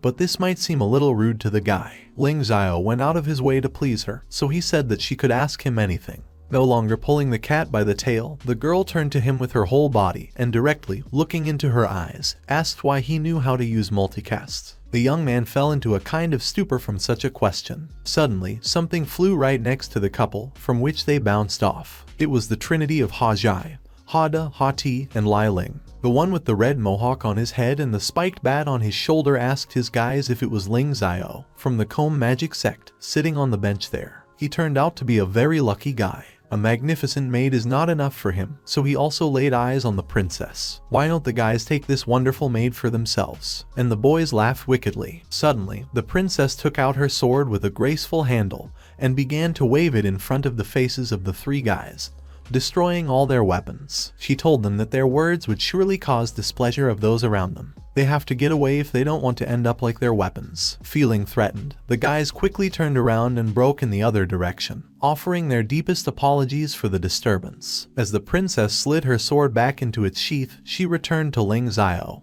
who was looking at her with goofy eyes. She apologized for asking such a strange question earlier, but it made her feel open around him. The one that she forgot that they just met, and she apologized again. Lin only held out in response that there were no problems. Alina at that time was struck by the movements of the girl, which even she could not clearly see. How strong is this girl? And what goals is she trying to achieve while quickly getting closer to Lingxiao? Meanwhile, in the city of Zuruki, in front of the Church of Light, Nana was wearing a hood. She was glad that she was finally able to find a building with a large cross. When she went inside, she asked if anyone was inside. There were empty benches everywhere, but she was distracted by the voice of the bishop of Zuruki City, Jasmine. She was a sweet girl with blue eyes and beautiful clothes. She asked the poor miss if everything was alright. Nana said she was looking for a girl named Zuer, and the bishop asked why she was looking for her. Then, Nana replied that Lingxiao had told her to find Zuer and hand over that half of the token to her, and held out an outstretched hand with the subject of Jasmine.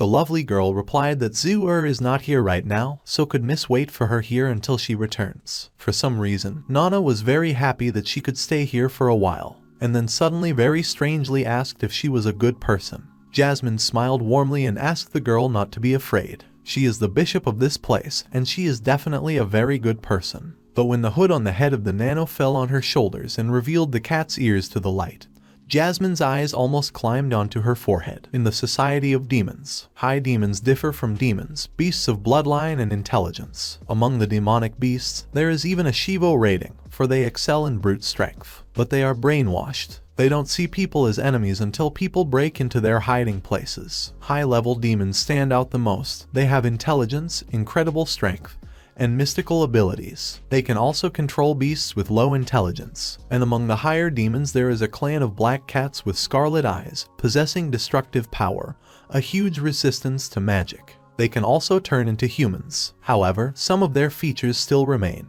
But there are also special cases. All this, Lingxiao read from his book, with one eye looking at Alina, who loomed right in front of his eyes. Allegra's human form is so perfect it's not even funny. Who would have thought that the ruler who commands the entire demon clan would be his maid? After several peaceful and friendly discussions, Allegra became a good maid. Although she is still poorly managed in the kitchen, it would be great if she was always his maid. Alina could no longer bear Lingxiao's gaze and asked how long he would stare at her with his animal eyes. What dirty things was he thinking about this time? The guy was a little taken aback by such accusations and said that he just wondered a little if the demons were really the enemies of mankind. Why can't humans and demons exist in harmony? Alina seemed to be blazing with anger. She said that since ancient times, humans and demons have been sworn enemies. Didn't the guy want to change? Lingxiao asked if they didn't get along well with her. Wouldn't she like it to be like this forever? Putting her hands together in front of her, Alina clarified if he meant to say that she should be his maid all her life. He likes it, doesn't he? Every day to mock the found maid. The blonde wanted to say something, but Alina interrupted him. Why didn't he try to help her then? Yes, it never crossed his mind. He knows nothing about her situation. Lingxiao objected because he knows absolutely everything about her situation. Alina screamed very loudly. She didn't like the guy exaggerating so much. Every day he does nothing but enjoy life and wait for his death, so what can he even know about it? Lingxiao quietly asked if there was a rebellion in her family by chance. And if his guesses are true, then Alona is in great danger, and someone from her family wants to kill her. Alina was amazed that the young man knew so much. And how did he know about it? Lingxiao said that everything is quite simple. He folded it together. Something was missing from the Demon King.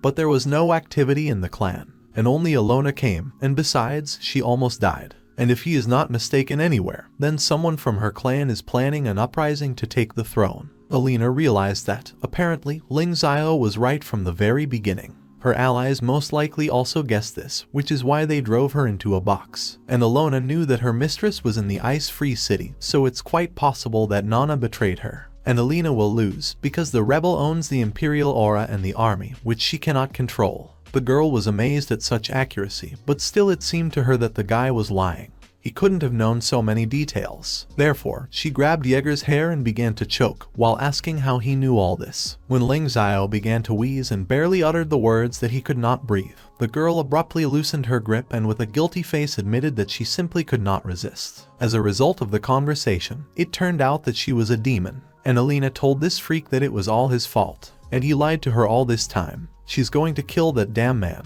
Lingxiao grabbed her arm tightly and ordered her to retake her bullshit because it was easy to guess. Pod demons are monsters with human souls that are not affected by her imperial soul. They are a bunch of enemies with no weaknesses. Lin had crossed places with the girl, and now he towered over her. But Alina didn't like this alignment, and she quickly prescribed him between his legs, from which the guy's stars began to fly over his head. The guy buried himself in her chest, for which he later received a hard slap in the face. Well, what audacity. He's just a stinky pervert. The next day, at Lulang Academy, Master Wu Zai taught as usual. In the end, Caesar suddenly called Her Highness the Princess. As expected, without having to take command, the haughty prince lost his temper. The princess told Caesar that even though they had just met, he was her fiancé, but still there was no need to be so polite. At first, Caesar did not understand what she was talking about at all. The brunette approached him as close as possible and said that he could simply call her Yin. At this time, Rosie was passing by a couple and, of course, she heard everything. She cursed the princess for her mere existence, because he robs Rosie of the opportunity to get closer to Prince Caesar. But she is not going to give up so easily and give this fox her Caesar.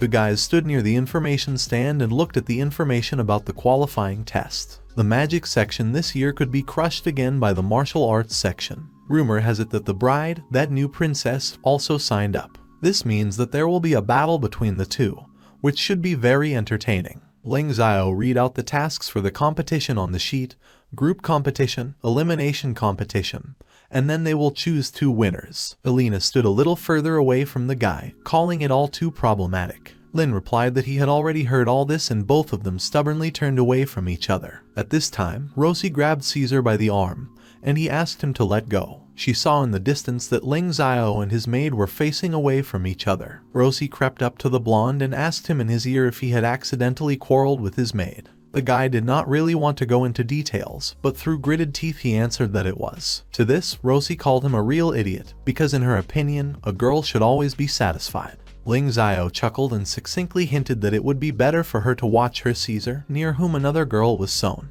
The girl was very embarrassed at this. Even if in the end Caesar will be with her, the way the guy presents it is very embarrassing for her. She was so emotional at that moment 6 that she hit Lingxiao, and he hit his face on a pole. The blonde shouted that she would pay him all the hospital bills for such a stunt. At this time, not very far from the scolding, Princess Yin invited Caesar to go and practice swordsmanship together. But then, of course, Rosie wedged in, covering the guy with her hand, as if he belonged entirely to her. She said that he had already promised her to train together. Caesar was not satisfied with such self-will, and he grabbed Rosie by the hand and began to explain that the reason why Shen Daiyin came was to speak on behalf of the Qin Empire, or maybe she had another motive. In other words, Caesar cannot make her his enemy, so Rosie must stop provoking the brunette. The pink-haired girl pretended to think deeply and finally obeyed the guy. After dealing with one girl, Caesar turned back to the princess and said that he had heard that Her Highness had excellent skills as a swordsman, and therefore, of course, he wants to see everything with his own eyes. While watching the two cooing from afar, Rosie took out her anger on poor Lingxiao by strangling him with her hands. Why isn't she a magic swordswoman? She also really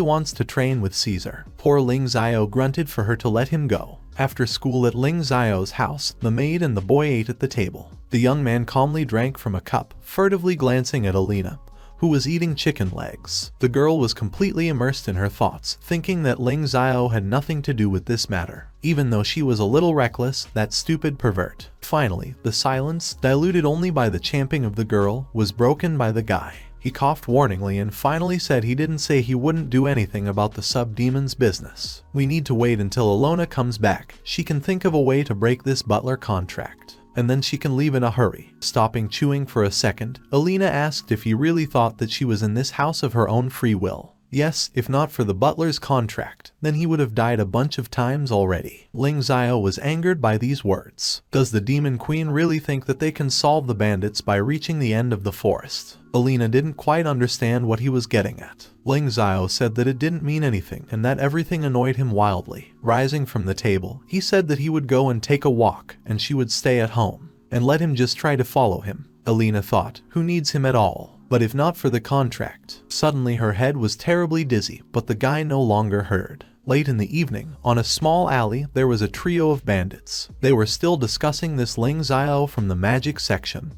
who was terribly infuriating. So he still has a maid and a princess. He is on good terms with everyone, even with the lady from the chairman's family. And why all the good goes only to him? Todd suddenly noticed that they were now close to Lingxiao's home. Ha Liling asked what he was up to. After all, the guy is on good terms with Caesar.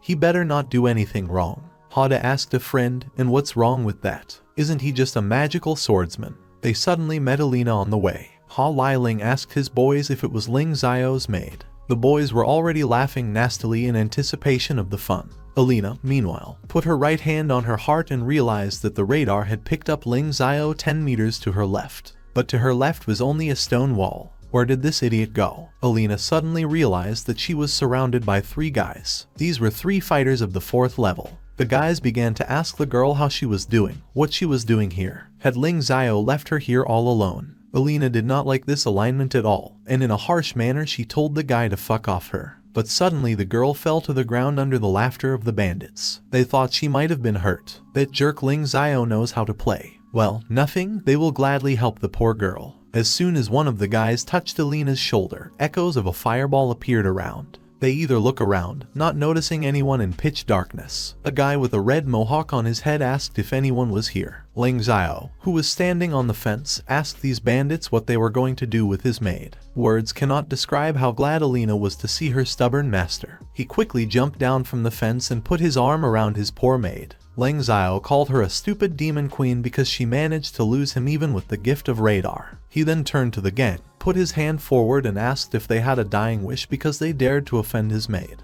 The guys did not see Lingxiao as a rival at all, and therefore they began to laugh out loud. Let him not forget, because now there is no princess next to him who could save him. If he, so be it, let his maid drink wine together, then they will let him go. The guy thought to himself, aren't they his opponents? He wouldn't have to worry about revealing himself in the trial if he dealt with them now. The young man put his arm around his maid by the shoulders, put his hand forward, and threw a fireball at the bandits with the words that the three of them really want death. The bandits did not expect such a turn, and stared at the guy with their huge eyes. They were determined to kick one place of the young man, and rush to fight him. All because they want to teach this arrogant jerk a valuable lesson. Lingxiao smirked, snapped his fingers, and thanked the thugs for making his selection test much easier for him thanks to them.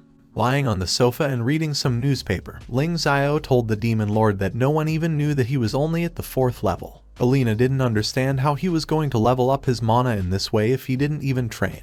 The guy wanted to ride tough, so he replied that he was training during his sleep, and he answered it too dismissively. The girl just hopes that he at least understands that only small children can believe in his fairy tales. The young man sighed heavily, and with the air of a real wise man said that she did not understand anything. Alina snorted dismissively and casually asked if Alona was on the news by any chance. The girl sat down on the sofa with the guy, and together they began to look through the newspaper. The young man was very surprised that the mysterious killer merchant Lachlan appeared on the streets again. Alina had read that there was no one in the kingdom who could pose a high danger. Then why all this fuss? We need to find urgent news about Nana. Lingxiao replied that he couldn't find anything related to the demon family. Suddenly, he stopped at something, and this interested the maid. Has he found something? The young man pointed at the newspaper, but he wasn't sure if that would help them in any way.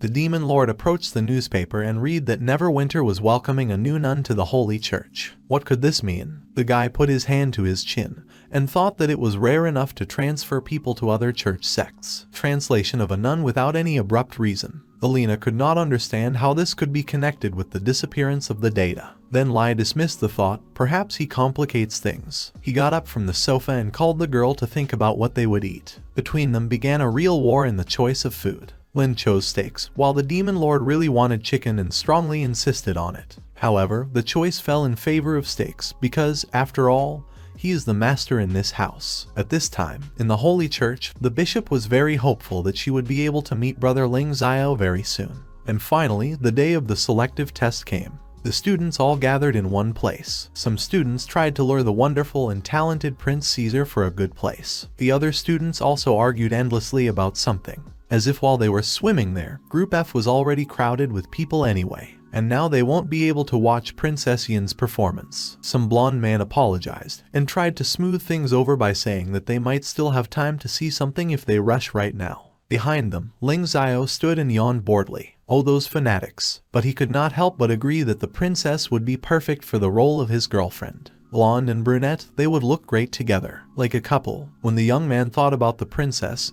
he became completely crazy. Alina, who had been standing on the side all this time, again thought that the guy had again flown into his dirty thoughts. It was time for the battles, and Master Momu came to the battlefield of Group E. He ordered the team to get together because the match would begin soon. The man suddenly saw Lingxiao walking along the wall and stopped him. Why did the teacher have such a strange smile? The man asked him if he knew all the members of the group, and when he received a positive answer, he laughed and said that the guy was deeply mistaken, because all the members of the group were assigned randomly, and if they were placed in a group with other martial arts, then they would have a very hard time. It was his turn to fight against the Hajai trio. Even though they are still sitting in their pants at the school, their strength is undoubtedly great. The blonde giggled and realized that he really would get it. Teacher Momu asked the guy if it was true, because last time he was very lucky that Caesar was nearby. But now, of course, everything will be different. Then Momu patted the guy on the shoulder and asked him not to worry too much about this, because he does not want the student to hurt himself. Lingxiao only thanked the teacher in response. When it was time to leave, the teacher announced the first round, Lingxiao versus. He suddenly cursed because he did not understand where Hada had gone.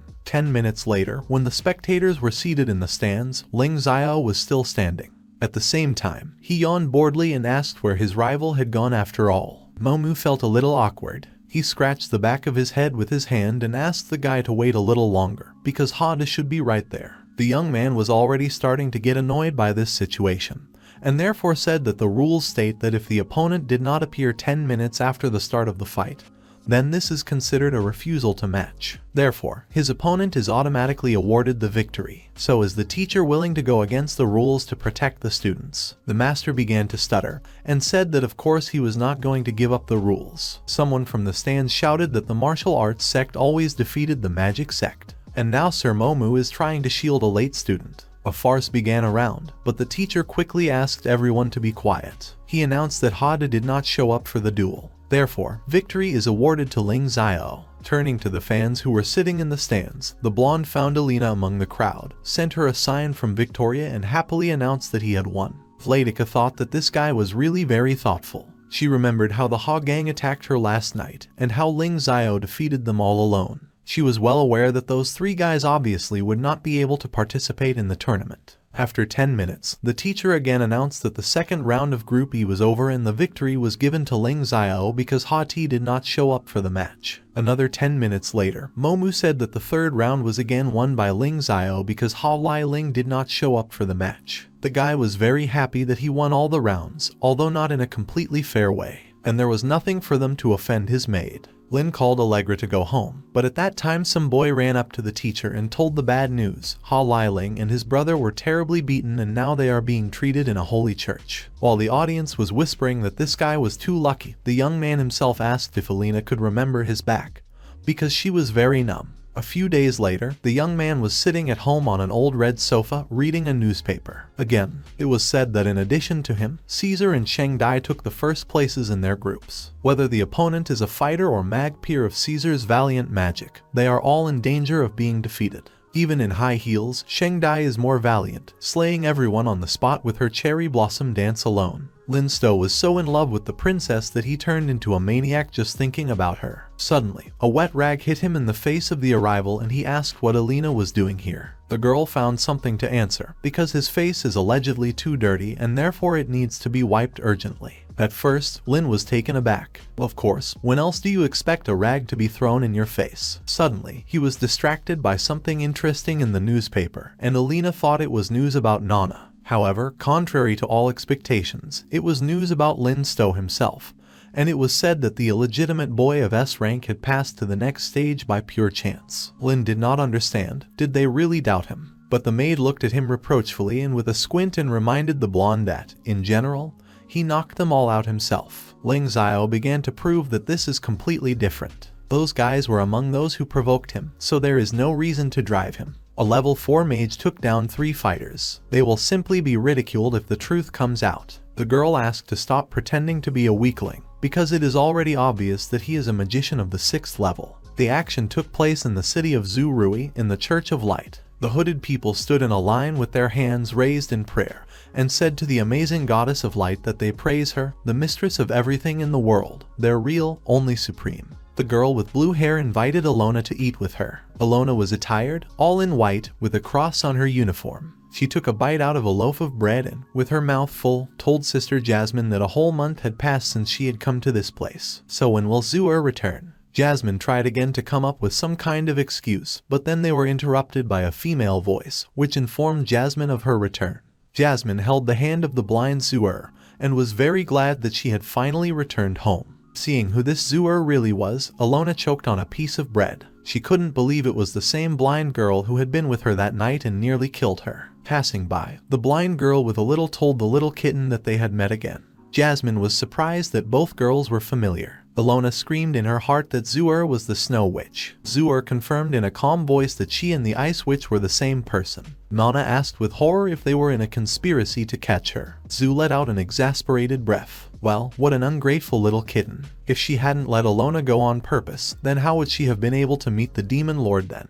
The one and only Jasmine did not understand what was happening between these two, but her sister was in no hurry to explain to her. She leaned towards the clone and clarified if Lingxiao Lai was not by any chance the one who wanted her to take her with her to the city without a winter hut. The thing is that Lingxiao is her brother and she will listen to his wishes and take the girl with her to the city. But she must become her servant. Alona didn't expect this. Is she a servant? At this time, Lingxiao smirked slyly. What a naughty maid he still has, who interrupts him every time. From such a tone, Alina became very nervous and even called the blonde the owner. What does he want to do with her? The guy asked not to worry too much, he just wants some of her blood. That's all. However, Alina did not think so, judging by the size of the syringe, which the guy held in his hands. She still thinks he'll drink her dry. She just needs to relax, because the guy is not going to hurt her. She just needs to be smart because Lingxiao needs to collect some of her blood. Vladica began to run away, asking to get away from her. Look what you thought. He also runs after her with a needle. She will fight to the end, and he won't give his blood for nothing. As a result, the girl gave up and asked the guy to be at least a little more gentle with her. But the fact is that everything will end much faster if she stops twitching. After a while, the blonde was very glad that he still had the blood of the demon lord. This blood has healing powers, and it has the same effect on people. For all the torment, Lingxiao handed Alina a blue pendant, a crystal that contained part of his mana. He read something about a servant's contract a couple of days ago in the library. The main part of the servant's contract is not based on the soul, but rather on energy. And this, in turn, means that as long as she carries the crystal with his mana in it, it will also be as if she is next to it. Thus, she is not affected by returning if they are too far apart. Alina's eyes sparkled with hope. So it also means that she is mowed, then she can leave. But in fact, the guy knew that it only works for 2 hours in total. And then Vladica sighed sadly. But she is already happy with 2 hours away from such a sick pervert. On the following day, the arena was again full of people. The stands were packed. The fourth battle was announced. Luo Jai, Sire versus Shen. Tivian, Rocky and the princess were facing each other in the arena. Rosie told the princess that she should be very careful because she would definitely win.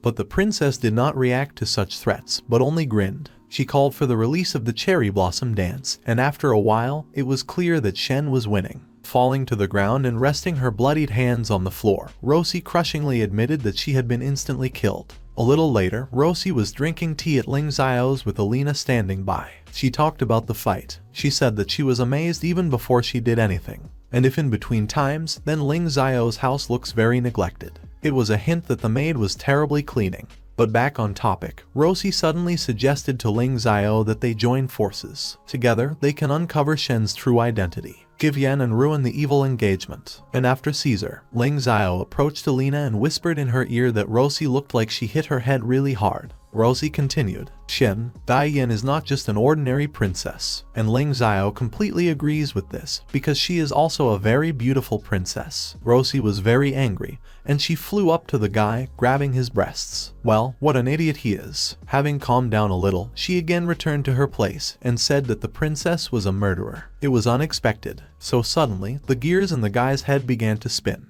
How is it a killer? What kind of nonsense? In the classroom, students were sentenced here and there while Lingxiao slept on his desk, blowing snot bubbles. When the class bell rang, Wu Zai entered the classroom, coughed in his usual manner, and announced that despite the fact that the princess asked for a break, the next round would still take place. Hearing those words, Lingxiao rose to an upright position and remembered Rosie's words about what he might not know. But Shen, Daiyan is trained in one of the best killing techniques, the shadow of the moon and the spirit of flowers. And the newspapers also said that the merchant Jackson was killed. The night Jackson was killed, Fu saw Princess Yin on the street, and her blade was stained with blood. Deep in his thoughts, the boy almost missed Wu Zai's speech to him. Lingxiao's opponents in the next round will be Shen. Give Yan. She is very strong, so the guy must give everything 100%.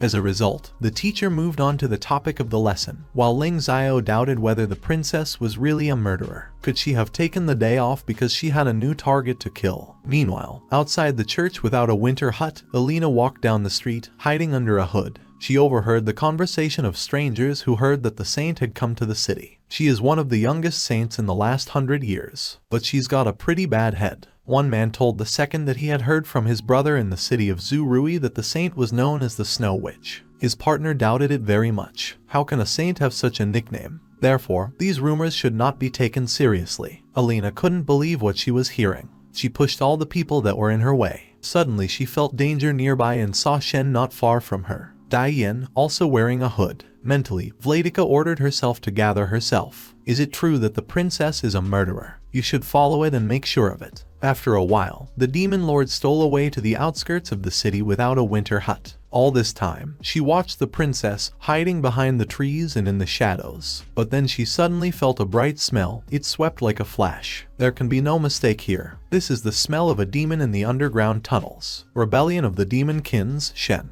Daiyan, demon. So what is it? The princess went into some hut and asked about which guy. The girl was told that her highness was very impressive. How could she kill that old bastard Jackson with such ease? The princess replied that she was just doing her job and nothing more. The interlocutor said that Jackson's guards were very strong, like 7 warriors, and the other was stronger than the mage focused on killing. Moreover, no matter how many killers the interlocutor hired, he could not get rid of him. Only her highness succeeded. The shadow of the moon and the spirit of the flowers have a nasty reputation. After a while, both girls returned to the city. The interlocutor of the princess said that it was time for him to go and he would count on the girl in the next missions. The interlocutor was Bishop Anderson. Alina, who was hiding around the corner, could not believe her eyes or her ears. How can a bishop of a holy church do such a thing? Vladika was indignant so loudly that she betrayed herself, and the princess began to look around. She grabbed her sword to be ready for anything, while Alina hid back around the corner and began to pray and call out to Lingxiao. Out of nowhere, Lingxiao really came, which was unexpected for the princess herself. She stood with her back to him, and the guy asked if it was her. The demon lord was saved, but she was very tormented by the question, how did he get there? The princess turned to the blonde with a shocked expression and asked why he was there. The guy replied with a smile that they had come in search of their maid, because she had already left for quite some time. So he started to get a little worried. What he heard was very strange for Vladika. Why did he need to look for her? Noticing the brunette's strange expression, Lingxiao asked what was troubling her highness. She replied that these were all her personal reasons, so it was none of his business. Such an answer was quite rude, and Lin stuttered that he just wanted to help. Without turning to Lingxiao, the princess said that since he wanted to help her so much, he should beat her in battle in tomorrow's competition. Lin lowered his head and thought deeply about something, and only Alina was able to bring him to his senses, saying that her highness had already left and he could stop making such a stupid face. The blonde sharply raised his head and saw Allegra in front of him, whom he had been looking for all day. He began to scold her, because she was a naughty servant and now she would be forbidden to leave the house on her own, and even without permission. If the mana inside her crystal runs out completely, then she will die. The girl yanked her hand out of the man's grip and hissed menacingly that she didn't need him to worry about her. He must worry about his beautiful princess. Alina left, and the guy wondered why he came across such an unpleasant and naughty maid. Seeing that the girl had already moved away from him at a sufficient distance, he asked her to wait. And as if there had never been a conversation before, he asked if she had bought groceries for dinner. And when she replied that she had not bought it, the guy was completely confused. Why did they hang around there for a long time then? But it was no longer his business. When a sharp sword pierced a man through and through and a lot of other people's blood remained on him, Her Highness's mission was completed. There was a competition in the arena of Luo Lan Academy. It was the semi-final of the test. Lingxiao from the side of magic against Shen Dai Yin from the side of magic. The battle was about to begin. As usual, the stands are noisy and full of people. Everyone came to see an interesting spectacle. How two strong students fight each other. Of course, it's not as exciting as if Her Highness was fighting her fiancé, but it's still the case. Lingxiao made colorful circles and asked Her Highness for the opportunity to start first. He summoned a tornado wall, silt deposit and winter kingdom. Wu Zai, who was watching this of course, was very surprised when Lingxiao used mixed magic. Momu did not expect either, and together with the master they played staring games for a while, as if communicating without words. They suddenly spoke sharply at the same time, and Wu Zai shouted that he did not teach the boy this trick, and Momu began to defend himself, because he did not even have time to say anything. In the arena, meanwhile, the struggle continued. The girl realized from the attacks of the guy that he was very serious. She really hopes that she can see the full extent of his true power. Her Highness took out her sword from under her weeping and stood up. At this action, Lingxiao threw a raging flame at her, but she quickly deflected it with a flash of shadow. And then another and Sakura dance shouted. The girl suddenly swung her sword and jumped right at the guy. Momu noticed this and tried to somehow warn him, or just stating the fact that he is in a real asshole. Alina watched the battle as if she were in a movie. As she sipped her drink through a straw, she thought that this kid is not very mature, but he has great ideas. But the only problem is that he faced a monster. Lingxiao snapped his fingers and everything suddenly sparkled. The teachers were all surprised again. Wu Zai again said don't teach the boy this. Momu was amazed that the guy used an instant spell without words. Shen Dai Yin analyzed the opponent's actions and realized that he was trying to lure her. Lingxiao decided to ask the girl when she would show him sword, despite the fact that he is already beating with all his might. The brunette replied that now is not the best time for this. Was he really out of breath already? But the instant cast isn't the only thing he knows, is it? Lingxiao then advised her to prepare for his next strike. He threw a ring of fire at the girl, which surprised her a little. She was able to jump to the side without being hit. Is the guy trying to corner her? He must have a dozen tricks up his sleeve. In response, the princess wanted to throw a flash of shadow, but Momu asked Her Highness not to do so. It was late. There was a powerful boom and everything around was on fire. Fortunately, none of the participants were hurt, and Lingxiao was thinking about what to use in response to Her Highness's actions. Shen called Lingxiao a brat, which was pretty rude of her. He shouldn't underestimate her. When she wanted to attack him with her sword, the boy used a concealing mist, and the spectators in the stands could not see anything. They could not understand, did it all end like this? Meanwhile, in the middle of the fog that hid the rivals from prying eyes, Shen Dian asked Lingxiao if he really thought that this mist would be enough to stop her. Her blade is able to cut through everything, even through the fog. From somewhere far away, the blonde replied that he was not going to belittle Her Highness, but she was definitely right about his tricks, because his fog was not at all to fight with her, but for the spectators around them. Colorful circles began to appear everywhere, like stars in the sky. They were both blue and orange. Everything looked really beautiful, but no less dangerous. The guy apologized to the girl and the next second there was another explosion. From this, the tights on the beautiful long legs of the princess were torn in some places, and she, holding her blade in her hand, stood a little bewildered. She flopped to the ground, and her friend admitted defeat. Suddenly, Lingxiao grabbed her hand and pulled her to her feet. He said that if she didn't receive treatment now, she could be scarred for the rest of her life. Lingxiao picked her up in his arms, causing the girl's heart to beat at a tremendous speed. All this, of course, was seen by Alina, who, out of anger, crushed her glass of drink. Later, in the nurse's office, Princess Yin sat on the couch while Lingxiao sat on his knees in front of her and treated her wounds with a special effective medicine. He poured a red liquid on her leg and told her that everything should be alright soon. For now, she should just put a bandage over her wounds. When everything was ready, he informed Her Highness that he had done everything in his power. The princess commented that his butterfly knot with which he tied the bandage on her leg looked terrible, but despite this, she should thank Lingxiao for what he had done for her. The guy immediately gathered himself, smiled and asked that since everything was going like this, why not? The demon lord who burst into the office did not let him finish. She said that everyone had left the stands a long time ago, while he was here, like a fool in love up to his ears, helping to heal wounds. How dare he use her blood for such lowly creatures as the princess? Lingxiao tried to justify himself to Allegra, but in the end he would just get it from her. Let him not even dare to think now that he will ever be able to get her blood again.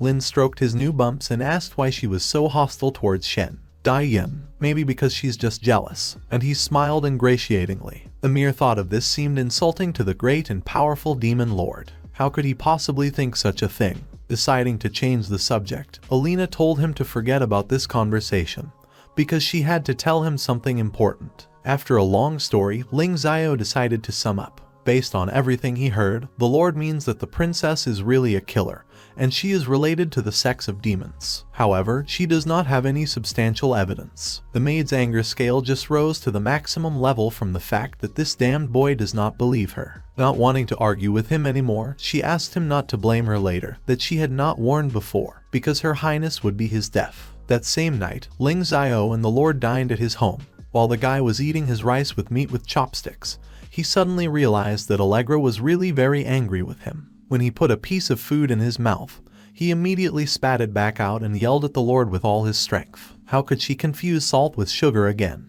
Without denying it, Alina told him to just not eat it if he didn't like it. But rather, she did not say, but snapped. After dinner, the young man read the newspaper, where it was written that the mysterious killer had struck again. The wise Hobbs had been killed the previous night. During the investigation, a mysteriously stained piece of cloth was discovered, as if the killer had been injured. And then it dawned on Lingxiao. He beckoned to his maid, who was carrying a plate, and she leaned over his shoulder, putting it in the newspaper. He didn't find anything. The guy said that he was going to check on the new nun tomorrow, but Vladimir reminded him that his match against Caesar was also due tomorrow, and the guy replied that he would not go. And in the newspaper, at the mention of a piece of cloth, there was a photo of the bandage bow that Lingxiao tied on Her Highness's leg. Isn't that proof? The next day, Caesar stood on the platform under the scorching sun and persuaded himself not to worry so much. These are just a few instant spells. He's a magic swordman. He also wields a killing dragon sword, so he's definitely capable of winning. He must become a hero. A challenge to a duel like this means nothing. Lingxiao is stronger than him, which is very good, since Caesar will be able to train. A second later, it exploded. How can he beat that guy? Suddenly, Momu came up and asked if he was alright, and when the guy replied that everything was fine, Momu was satisfied with the answer. Caesar is the Academy's trump card, and every student dreams of seeing his true power. Fans from the stands shouted to the guy about their great love for him, holding posters for support. They shouted how strong and handsome he was. Caesar was embarrassed to hear this, and even in front of a teacher. And when the girls completely stuck around him, Wu Zai approached them. Rosie was hiding around the corner. She called the teacher to her side and handed him a piece of paper, which she should give to Wu Zai at Lingxiao's request. While unfolding the sheet, Wu Zai realized that Lingxiao was not going to come to the match due to his belief in the goddess of light. From anger, the master squeezed the unfortunate piece of paper in his hands. He became so angry that he started yelling for everyone to get out of the way who stood in his way. He should definitely teach Lingxiao a lesson. And how dare he think that a serious event like this is just a joke? Believer, when did he only manage to believe in the goddess of light? Poor Rosie tried to restrain the furious teacher and asked him to calm down. But when she realized that she couldn't cope on her own, she called Momu and Caesar for help. As a result, Lingxiao lost the opportunity to fight, which made Caesar the winner of the competition. At this time, the crowd of her disciples could understand why the nun had not yet appeared. According to rumors, she must be very cute. Zhu came out to the people, followed by Alona in a maid costume, and turned to a resident of the city without a winter hut. She greeted them all, while Nana hovered around and did not know where to put herself. The crowd could finally begin to cheer that the attendant had finally come out. Everyone started shouting that she was very sweet and how much they loved her. The girl introduced herself as Su Yer. At the same time, Lingxiao and Alina stood among the crowd and could not believe what they saw. They simultaneously turned to each other and were surprised that both knew the girl. Everyone called the name of a friend, and Alina began to remember snippets of phrases that mentioned Su Yer. She is also known as the Snow Witch. Alina told Lingxiao that he had practically locked Alona in a pit of fire. He is a very nasty person.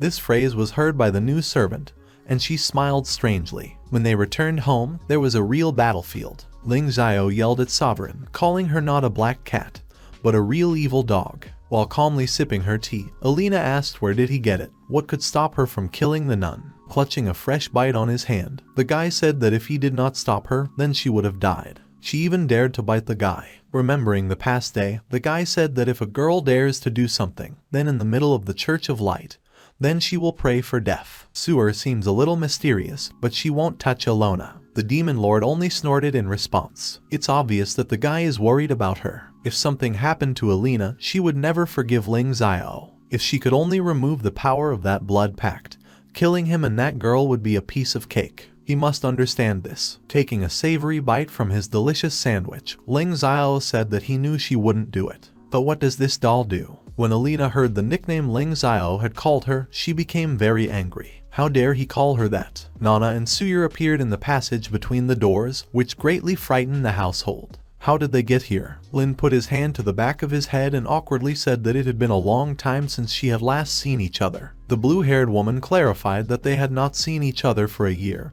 and 3 months and 15 days. And then she called him her older brother. The guy smiled, but noticed a furious Alina, who was waiting for them both to finish with their greetings. She was about to attack Chuer, but Lingxiao ordered Allegra to stop. She only wanted this blind bastard to die. But Paiur turned out to be wiser and advised the Lord not to do this. If she suddenly dares to kill her, she will hurt Nana. When Alona suddenly rose into the air, Lingxiao asked Zuer to let Alona leave immediately. Then Nana fell to the ground and coughed, while the nun exhaled heavily, as if she had been holding the girl with her own hands all this time. Vladika already wanted to run to her Nana and help her, but the guy's strong hand stopped her. Without waiting for an answer, Allegra turned to Alona, who kept saying that she was very sorry, because now she would definitely not be able to return to her side. Vladika was sorry to the point of tears when she saw the bell around Nana's neck. But suddenly, she felt Lingxiao's hand stroking her head in a consoling gesture. He assured the maid that Su would not touch Nana or hurt her. Suddenly, the nun grabbed the hand Allegro and confirmed that brother Lingxiao was right. As long as she is obedient, she will not hurt Nana. Su heard that Allegra was beautiful and therefore asked permission if she could touch such beauty. She wants to know how beautiful she is, and for this she needs to touch the girl's face. The maid was terribly annoyed. What kind of nonsense is this abnormal in general? For a long time, Vladika wanted this Velcro to get behind her as soon as possible, and therefore moved towards the exit. She wanted to kill her, but Lingxiao pulled her away and asked her not to be so quick-tempered. And Su was just having fun, as expected of a demon queen. The guy asked his sister how she knows the real identity of Allegra, and she began to answer because, in the royal demon forest, something strange was happening among the trees. Some stranger asked the wolf to hurry up, and they closed Alina in a wooden box. They simply had no other choice. The most important thing is that they ensure the safety of Mrs. Allegra. Later, in the city of Xinfeng, the wagon was moving at its full speed. The demon world was no longer safe. For as long as they can, they must take Mrs. Allegra to that person. One of the guards informed Sister Suya that they had caught a spy, and then he asked what they should do with him. Then the blind nun ordered the spy to be killed. But suddenly she stopped near a wooden box. What was this thing? It looks like there's something very important inside. Returning to the present, Suya asked her older brother if he liked her gift. What kind of like is she talking about? Her gift is just one headache for a guy. Allegra, standing on the sidelines, asked to whom he was lying so brazenly. He had already shown her all his true feelings. Lingxiao said it was fine because as her master, he would not turn his back on her. Even if she eats more than anyone else and behaves rudely with him, he still won't leave her alone. While the girl was beside herself with rage, the young man suggested returning to the previous topic. He asked his sister where this strange servant contract came from. Was it from a spy? The blue-haired girl took a sip from her mug and said that she was the one who stole the contract from the previous bishop in Surui City. It was about a year ago, right after she was separated from Lingxiao. At that time, she entered the Church of Light and was an ordinary nun. She recalled being asked about the quality and taste of local food. It was a guy named Peterson. He seemed very sincere, but later it turned out that he was a real scumbag. He promised to take her to a special place and then used black magic to control her. As Peterson led Sue down the hall, he told her to believe in her decisions because that direction is what God created her to do. The place he took her to was just disgusting. He was full of corrupted thoughts, so that in the end, was absorbed by her black magic. And after Suyer took a couple of things from his collection, and the servant's contract was one of those things. Lingxiao couldn't understand why she didn't tell him about this earlier. About to take another sip of tea, Suyer suddenly stopped. Doesn't he want to compliment her? She did something good. The guy just muttered something in response, but he didn't seem to be entirely convinced. He finally relaxed completely, walked over to his sister and hugged her tightly. He was very sorry that he could not protect her. Nana stood on the sidelines and barely held back her tears. Why was she so moved by this sight before her eyes? Allegra, meanwhile, sat sullenly on the sofa, cross-legged and arms crossed, and asked to end family love as soon as possible. The nun smiled and noticed that someone was jealous. At this phrase, the maid got angry, jumped up from the sofa and ordered Suyer to watch her words. Who is jealous? The nun asked, didn't she? Allegra became angry as soon as her brother approached her. Is it because she loves Lingxiao? Alina did not want to continue this topic anymore, so she quickly got up from the sofa, approached the girl, and asked what she was going to do with Nana. Poor Nana ran up to her mistress, hugged her hand, and shedding crocodile tears, began to complain about the nun who offended her. This nun definitely uses black magic. She even made poor Nana wear a necklace so you couldn't move away from her. And on the necklace was a bell. From the story of little Nana, Alina realized that the nun was also an evil witch. The guy tried to pacify her, but his younger sister interrupted him. She said that the demon queen clearly puts lies through her teeth. The maid asked why she was telling her this, and then Suyer replied that her girl was in the place with her in order and in good health. Lingxiao also keeps her calm and healthy. Sue walked over to Allegra and stroked her chin, which discouraged the demon queen. Suddenly she was touched by Nana, who noticed that the mistress had gained weight. The demon lord hit her on the head with her elbow, and asked why they have such an idiot like her in their family. The nun said that she was not going to raise a kitten for the demon queen for free. Lingxiao was surprised by this and asked his sister what she meant. She answered that she just has one requirement to take care of the demon queen's niece. She must make an alliance with her. Both the demon lord and Lingxiao were surprised at what they heard at the same time. Remembering the nun's offer to work together, Alina reflected that this girl was indeed a nun, also known for her black magic, and she wants to make an alliance with the demon lords. What is she up to? Can she trust her? Through the thickness of her thoughts, the girl heard her name. She noticed that the teapot she was holding was pouring water directly onto Lingxiao's head. He was very annoyed by this and asked if the tea mug was for her. The girl quickly stopped the flow of water and promised to immediately clean everything up. The young man noticed what a useless maid she was. Who else would want to keep her away from him? In her hearts, the girl screamed for him to let her go. The next day, Lingxiao stood with his maid in front of Princess Yin and Luo Jai. He asked Her Highness why Rosie had come with her. She, in turn, replied that even his maid came with him. Caesar, who was standing in the country, wanted to ask the same thing, but their conversation was interrupted by Master Wu Zai. He started to say that in the school fighting league, the team consists of 4 people. Lingxiao asked that even if so, then why does the rule say that only those who place first and second can become candidates? From such a question, the master got nervous, and with grief in half came up with the answer that it was because only their 2 places remained from the start. Discouraged, Lingxiao asked the demon lord about this. How could the master say something so embarrassing, but not feel embarrassed at the same time? The girl replied that people greatly exaggerated. The guy looked at Rosie and could not understand how they could select her for the team. The girl, noticing his gaze, rudely asked why he was looking down at her. Still nervous, the master wanted to say something, but he was interrupted by Rosie, who said that she was on the team because she was talented, smart, and beautiful. But the teacher saw fit to put in his 2 cents and said that Chire is from one of the biggest baker families for the Luo Lan Academy. Told the teacher that he shouldn't be so imprudent. But the master continued to ignore her and said that Rosie's abilities are also incredibly impressive, and that's why she's on the team.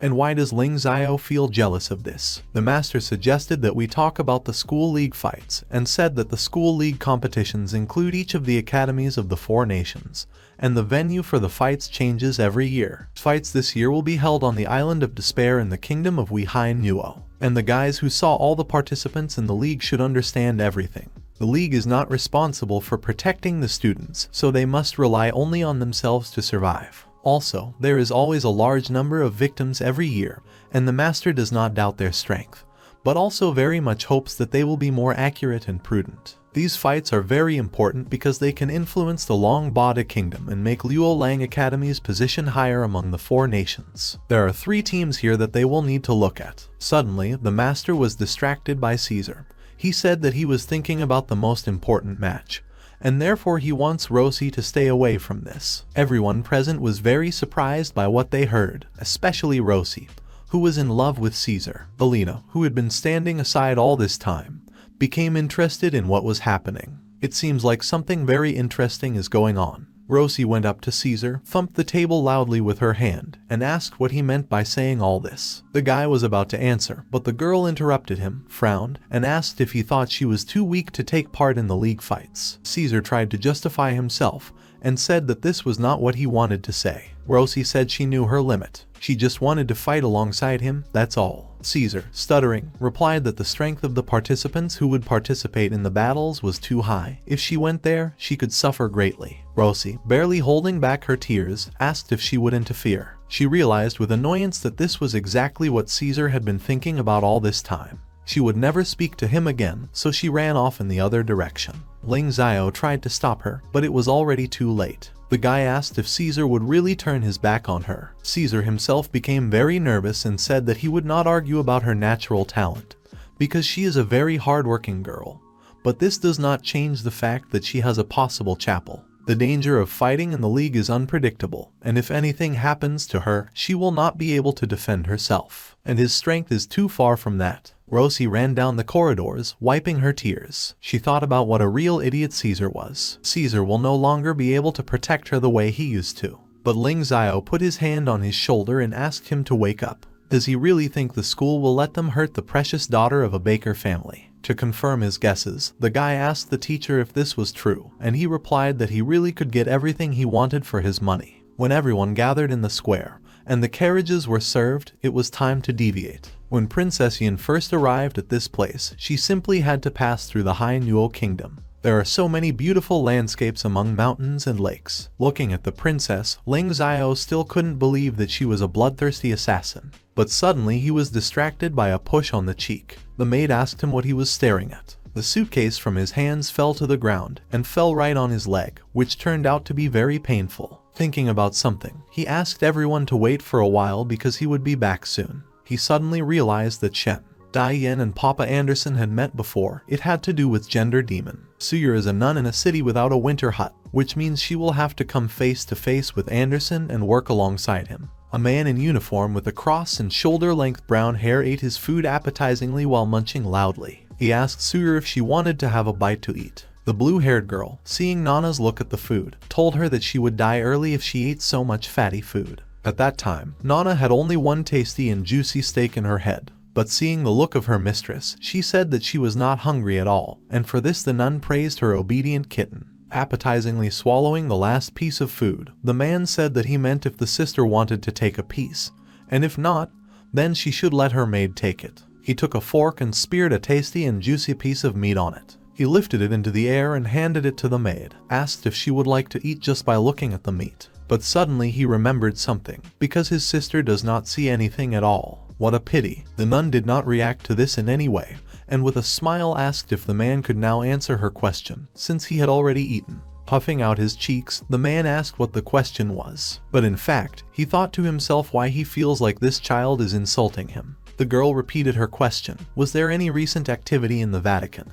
And where is the cart that was visible in the window going now? The man broke out in sweat from the mere realization that the girl was able to see the wagon, being blind. The girl asked Anderson if everything was all right with him. Did she ask a really difficult question to answer for so long? Or is she really not supposed to know? Father Anderson was quick to say that all the resources had been prepared for the trip to the Hai Nuo Kingdom. They were ordered by His Highness to use this opportunity to spread their religion and also to protect Prince Caesar and the princess. Suyer was very surprised by what she heard and asked why he didn't tell her everything at once. Then the man replied that she had just arrived here, so he thought that they would need time to rest. But the nun quickly ordered Alona to pack all her belongings because they are also going to go and spread their faith. Suyer wanted to see what Anderson was really willing to go for. A little later, Alona went outside, looked into the boxes that stood on the street and was surprised. Then Suyer asked her what she saw there. But Nana replied that inside she saw a grain, a weapon and some magical flowers along with crystal materials. She didn't notice anything out of the ordinary. The nun clarified whether she had checked everything there, and when she received a positive answer, she asked if she was very sensitive. Suddenly, a scream was heard from the street.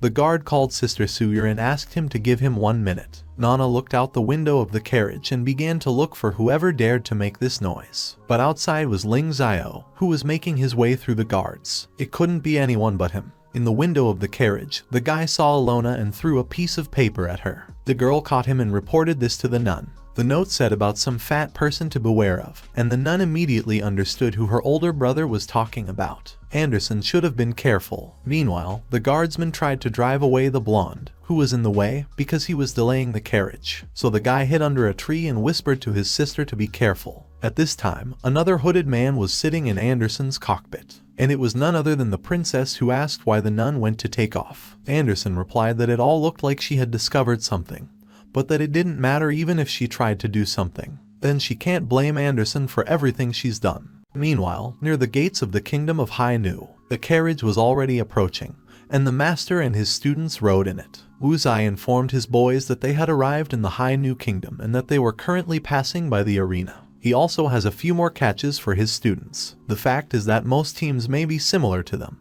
but there is a person who is worth paying attention to. The prince and Lingxiao got off the carriage first, and the second one was overjoyed that they had finally arrived at their destination. There is a man in the other team who is called Valu and his nickname is Golden Lion. He is a vassal of the emperor. One day, he went through the divine selection and became one of those returning heroes, so his strength cannot be underestimated. In addition to him, the guys should also avoid Charles. When the name came out of the old man's mouth, the prince and Rosie exclaimed at the same time and then turned to each other. But seconds later, as this hitch occurred, the pink-haired girl turned away with a snort. Lingxiao scratched the back of his head as usual and asked Wu Zai who this Charles was. And then the master answered him that they would find out about this when the time came. In the meantime, they were going to the right place and Rosie was just delighted with how beautiful everything was around. She began to beg Caesar to take a walk with her, but then she grabbed the Lord of Darkness by the hand and dragged her for a walk. It was necessary to do everything to ignore Caesar. The guys stood aside and Lingxiao realized that Caesar, apparently, had really pissed off Rosie. At this time, Princess Yin decided to move away, which did not go unnoticed by Lingxiao. The brunette turned onto High New Street and saw a counter with sweets. Behind the counter was a woman with white hair and a hat, and the candy she was selling was quite rare. She had already eaten the last 3, so she was really going to find some more here, and how well it turned out. The girl in the hat looked up and told the miss that this was the last candy, so she really hoped that the brunette would buy it. The princess asked what it all meant, and then the saleswoman grabbed her hand and said that this was a special order from the main father. Then the brunette asked again if it was true.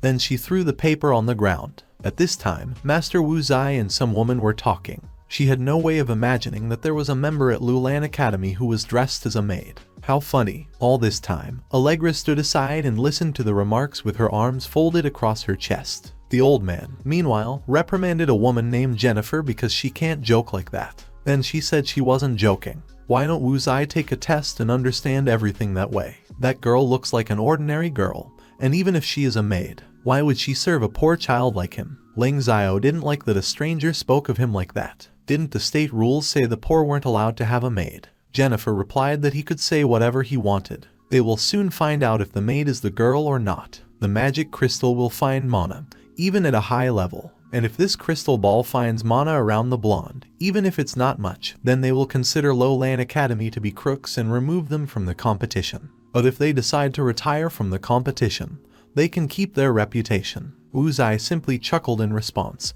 and Lingxiao asked Allegra if she was against it. The girl asked him what he thought about it. The guy got angry because the Lord did not give a specific answer for a long time, and in the end she answered ambiguously. At this time, Jennifer told everyone to be quiet and extended her hand towards the crystal ball. It's time to start. 10 minutes later, the Demon Lord was standing near the table, surrounded by other people who were wearing cloaks and hoods. One person looked at Allegra, did not understand why there was no reaction. She looks like she doesn't have any mana. Wu Zai and Lingxiao really wanted everything to be okay, and in the next moment, the crystal ball turned bright red. Jennifer was not very happy about this fact, because the red reflects the highest mana capacity. So how can this be? But in the end, the woman said that no matter what color the ball reflected her mana, it still means. She did not have time to finish speaking because Lingxiao shouted that the ball was changing color. He turned yellow, and it was very unexpected for Jennifer, because the ball continued to change color and became green.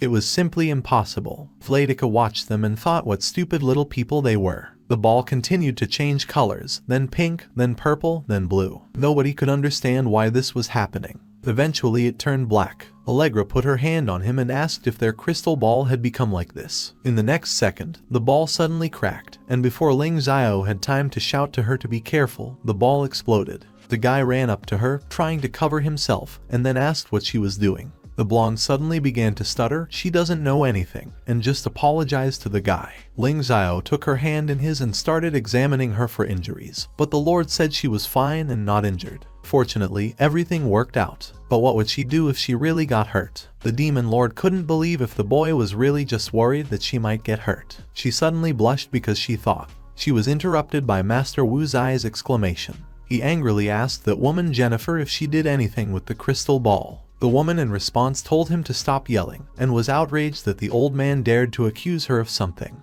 The master demanded an explanation, which eventually exploded the crystal ball, and when the woman tried to come up with an answer, she was called out. Suddenly, a young man in royal attire appeared. It was His Majesty Prince Charles. He told the woman that with her screams, the name of their kingdom would simply collapse. Standing aside, Lingxiao asked Allegra if she had seen it. Everything was pretty cute. Wu Zai coughed and told the boy that it was the golden tiger he had mentioned on the way to this place. A young man in blue clothes. He had such strength and aura. He approached the prince and held his elbow while asking him to be careful. When Allegra and Lingxiao saw the prince, they were shocked. The blonde remembered that he also told him about Charles Wu Zai. Meanwhile, the prince asked if anyone could tell him what had happened there. Lingxiao was indignant. How could someone so cute turn out to be a boy? After some time, after listening to the story of what happened here, Prince Charles said that if everything was true, then the crystal ball in the end did not give a result. Then it means that the maid has no mana and can take part. Master Wu Zai breathed a sigh of relief and thanked the prince for his approval. Jennifer frantically asked the prince for what reason he came here, and then he replied that he had come here to greet his old friend.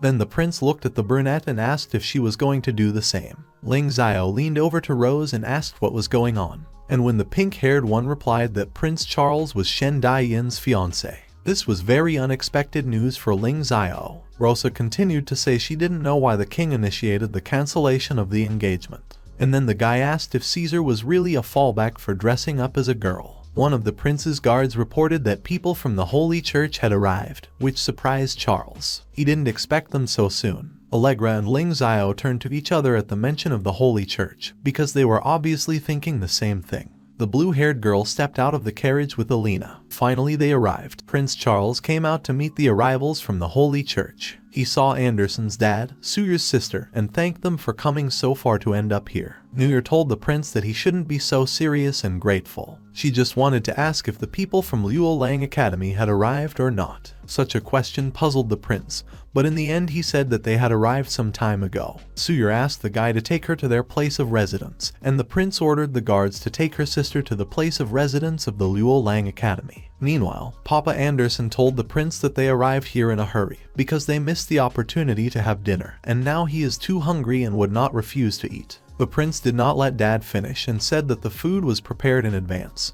so he invited him to eat. Meanwhile, Suer was sitting in the tent on Lingxiao's lap and eating all sorts of goodies from his hands. A little off to the side, Allegra asked Nana if that witch had offended her at least once. Nana hugged her mistress tightly and said that she was all right. As long as she is a good maid, her sister will not touch her, but this witch always gives her good food, saying that this is her reward for good work. Otherwise, she simply cannot help herself. Nana now thinks that she has become too useless and stupid as a maid due to her teachings. Allegra noticed that Nana had become a little chubby chiba, then went to the cat, put her hand between her ears and told her that she should carefully take care of herself and be her sister's maid, and then she would take care of her and protect her. Nana was suddenly frightened. Doesn't this mean that Mrs. Allegra doesn't need her anymore? The sovereign said that everything was wrong, and at that moment, Sister Suyer suddenly turned in their direction and asked the demon queen, did she finally understand this? As long as Alona behaves well, she will definitely not wish her any harm. Allegra told Nana that it wasn't that she didn't need her. Nana just has to be a good maid for that witch, and one day she will definitely take her home.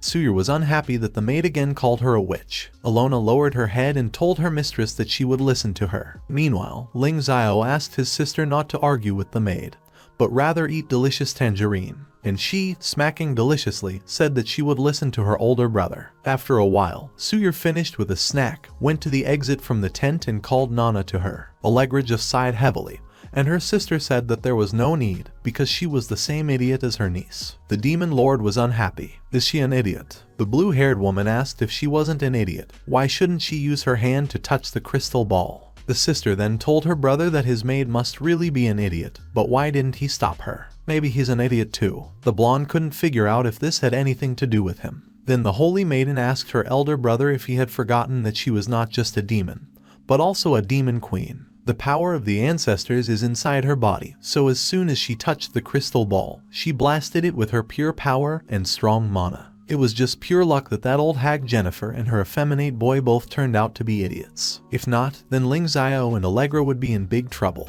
Vladika exploded angrily at all this. It seems that the holy sister Suyer is not so smart if she does not guess the true face of Pope Anderson. When the saint heard about that fat man, she told the maid that her older brother had given her a special card before. And what do they even know? Lingxiao tried to put something together in his head. It was a similar situation with something. Suyer asked her brother if he thought Papa Anderson might have something to do with those unusual half-blood demon attacks. Lingxiao told her that she should be extremely careful around this guy because she is always there. And Sue promised him she wouldn't take her eyes off that fat man. But now it's time for her to go, because she can't leave Anderson's dad alone for long. When Suyer and Nana were already leaving the tent, the blue-haired woman suddenly turned back and asked Allegra if she had changed her mind. Who does she want to be? Part of the Union, or is it still her enemy? Pleiadica asked through her teeth if she had a choice, and then Sue said that it was very good that she understood everything. One day, when this event is over, she will be able to destroy the service contract.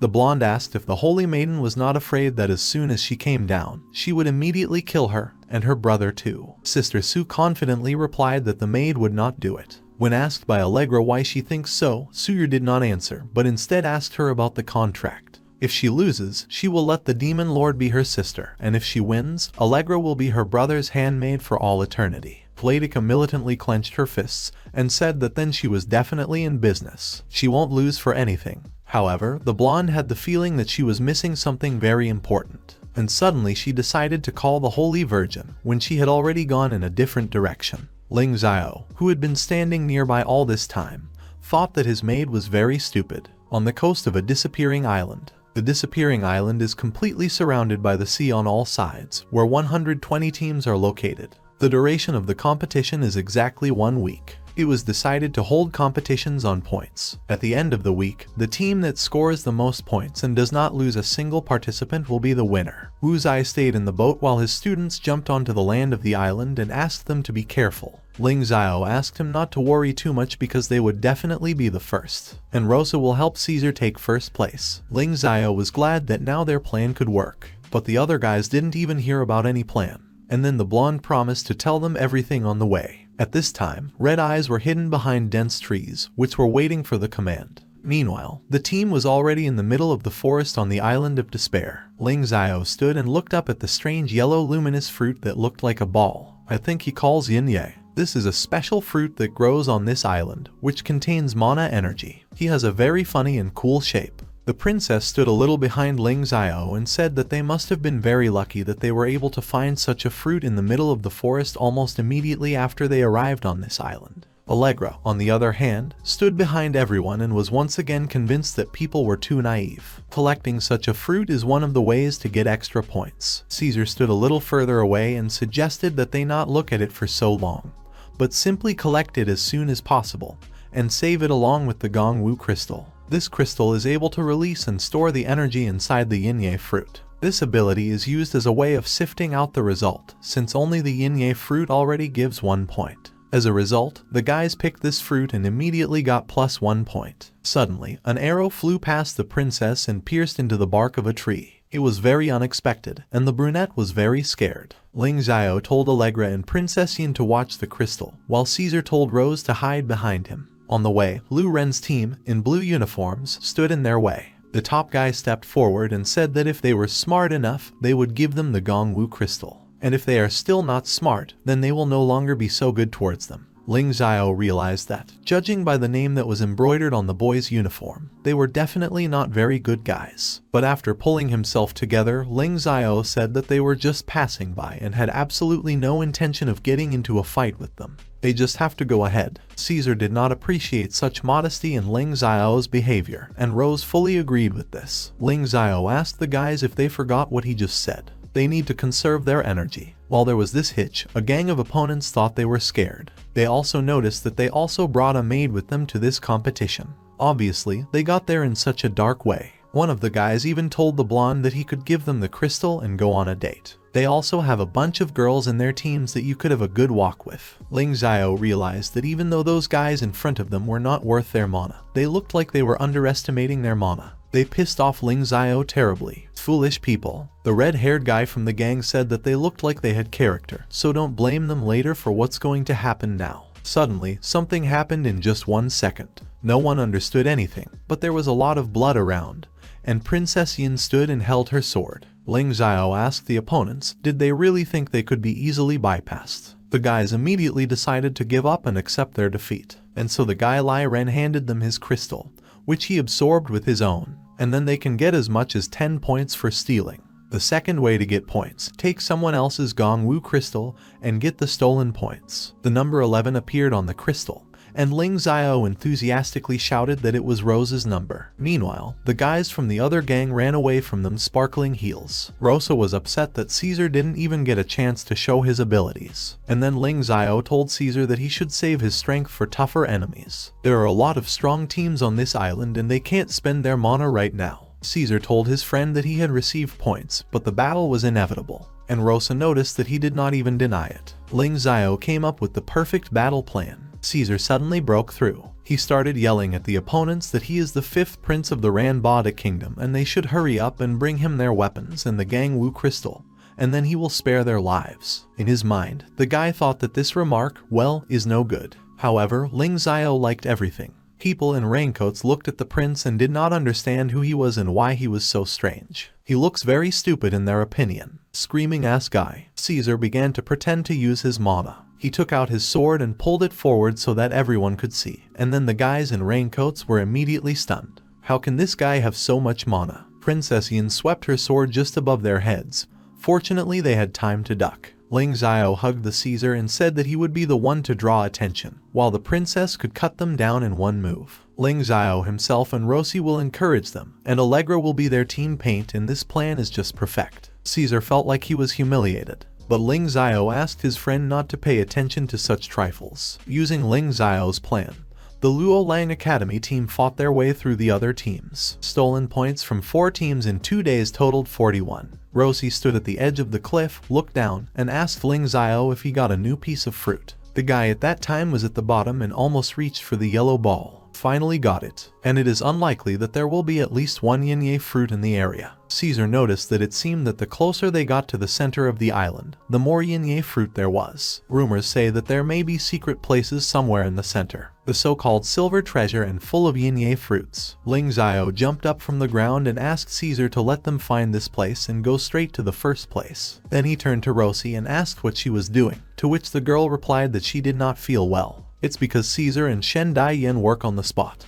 The guy said that their collaboration is really good. And that was the problem for Rosie. She almost cried from this, and Lingxiao simply begged her that now is not the time for jealousy at all. The girl turned away and shed bitter tears. She understands everything, but it still hurts and hurts. Lingxiao figured out what to do with it and suggested that the pink-haired girl release her hatred. Allegra looked at all this, how Lingxiao touches the girl, and thought that he was a real pervert. Rosie looked at her and asked the guys in a whisper what was wrong with her. Is she jealous too? The blonde continued to call him that, which did not go unnoticed. The guy suddenly thought that Allegra's expression means her radar. Is she really jealous of him for Rosie? They just looked around. She shouldn't take it so seriously. The blonde snorted and asked why didn't he go straight and die? How strong was the enemy? The enemy is very strong. They are in a different league, which is no match for the garbage that they dealt with before. Lingxiao advised Allegra to be more careful and keep an eye on everything that happens instead of being out of sorts. They are taking part in serious competition and now is not the time to show their character. The girl did not like such a remark at all, and she turned away angrily and with a snort said that she would then be silent, since it was their wish. Suddenly, Lingxiao realized that the other team members were already on their way, grabbed the girl's hand and called her his sweet maid, so that the others would understand that everything was fine between them. He told her in a fashionably loud voice so that she stay close to him so that he could protect her if the enemies suddenly tried to attack them.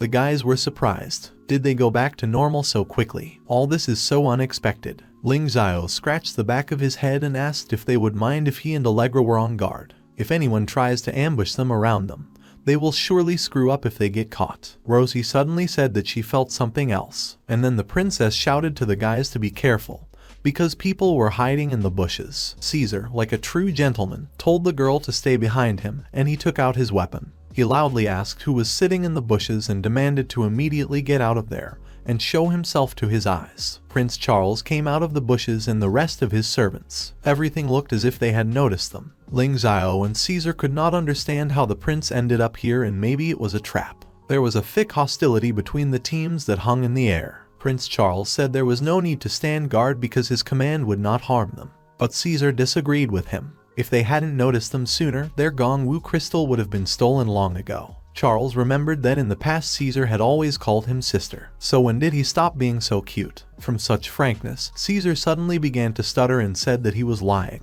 But Prince Charles really didn't lie. A few years ago, he was in the city of Bezamavia to visit his father, and returning, when Caesar called him beautiful and pulled his dress. No, he literally hung on his dress and did not let him leave. He called him sister all the time. Caesar was much more honest and much nicer when he was younger. Caesar barely restrained himself from exploding at such an open provocation, and Lingxiao put his hand to his forehead and hissed that his method was too weak. Caesar took out his sword and told the prince to stop squealing because it was time to fight. The girls at the back were also on their heads, but Lingxiao stepped forward, asked no one to panic, and said that they would not fight Prince Charles's team, because this lady doesn't attack them. The lady prince confirmed that she was not going to attack them, and if she was to be completely honest with them, then she hoped that they would be able to have a good conversation. The brunette to the side did not understand what was wrong with this strange guy, and Caesar could not understand what they could be talking about. And then Rosie intervened. She decided that they should listen to the prince, or, as it turns out, a princess. The lady prince asked the blonde if he was Lingxiao and how did he come to the conclusion that they were not attacking. Then Lingxiao said that they were very weak, to which the girl replied that it changes. The young man replied that they have Caesar in the team, and they have Devalu, and if they collide, then only one of them will be able to keep the victory. And this battle is not working for them. The girl said that it was too confident of them. What if she wanted to fight them herself? Then Lingxiao assured her that she wouldn't because she doesn't look like an idiot Caesar who loves battles very much. The person in question was unhappy with the name calling, but Rosie quickly reassured him. Lingxiao continued. In the eyes of the girl, they are all just machines that will help her collect extra points. One day they will get enough points and will be worth killing them. The girl hummed in response and said that Lingxiao's logic was in place and she would take it calmly. Caesar was oh how dissatisfied with everything that was happening. He asked the blonde if he was going to pit them against those pigs. Does he really not understand who is the farmer and who is the pig for slaughter? Lingxiao put his hand on his shoulder and asked His Highness what he wanted to discuss with them then, or what kind of business is he willing to offer them. The girl opposite was shocked by such insight of an ordinary guy. He replied that all their intentions are so obvious that only idiots would not understand this. And this idiot who did not understand anything turned out to be Caesar, who was on his knees and whined that he was humiliated again. The girl really wants to offer them a deal. In fact, she knows the location of the silver treasure. It is located at a depth in the heart of the forest on this island. But this place is quite difficult, so much so that they can easily get lost there, and then they simply will not be able to find a way out of there without the right card. It seems that Lingxiao already guessed what the girl was trying to propose to him. Is he really a 15-year-old boy? He remained so calm in the face of such a tempting offer. As a result, the girl said that she had 2 cards and one of them was real, and so she can give them 1 card. But Lingxiao wasn't fooled that easily, and he knew right away that she wouldn't just give them such a precious card just like that. So what does she really want? The girl understood that the blonde was so smart. But did he still not understand what she wants? Here Caesar again intervened in their dialogue and said that Charles was a skilled man in spells. He heard it from his brother, so they can't have anything to do with him. He must stop talking and then they can get this card if they can finally fight the enemy. Lingxiao told him that he was right, but didn't he notice that they were still not planning to join the fight? If they want to run away, then they will not be able to catch them, and then all things will simply disappear. The girls heard snatches of phrases that things would lose their power, and Rosie thought they were talking about them. Allegra asked who else it might be. The lady prince asked what they thought about the card. Lingxiao thought about how they didn't have enough points and couldn't get close to the treasure. Therefore, they should not offer them a card as an exchange or sale. They are clearly not for items. His team doesn't know anything about this island, so they're not here for information, which means Lingxiao walked closer to Allegra and asked if there were any other enemies near them. At first, she did not understand the question and stupidly asked again, and when the guy repeated the question, she suddenly screamed, "How did Khan understand this?" Then he thoughtfully said that they were not far from here and there were only 4 of them. However, they all stand still. The girl was discouraged by the fact that he could even count their number. Weeks, he also has the ability to detect. The blonde grabbed her by the cheeks, called her a fool and said that if he had the same abilities as hers, then it obviously would not have taken him so long to discover them. Lingxiao then asked the prince if he wanted them to fight on his side. Then Charles replied that it was all very impressive. He hit the bullseye. Then Charles told Deval to send some kind of signal, and he understood everything. Charles himself hid behind a tree and wished Lingxiao good luck. Meanwhile, Princess Shen Daiyan didn't understand why Prince Charles had suddenly disappeared, and Lingxiao just exhaled with a groan. Then he abruptly stood up and told His Highness Caesar to prepare for battle. Luozi will cover for him, and Allegra will stay with him. As a result, after a couple of minutes, the team stood in a circle, waiting for the start of the battle and holding all their weapons at the ready. Then they realized that the enemies were nearby and Captain Y. Bulan from Shui Ni Academy came out of the bushes. He was convinced that the little Charles still kept his word. Looking at the team of arriving enemies, the prince asked Lingxiao what they should do, and he replied that Caesar would be their sword. He should keep an eye on the big man and try to deal with the shield, and Luo Zi will help him. And yet, Caesar will need to guess the moment and break through their defenses, and he can take on a magician. Caesar confidently said that he would do everything, and everyone else too. Lingxiao said that this time they can't retreat. They must send the enemies back to Narnia,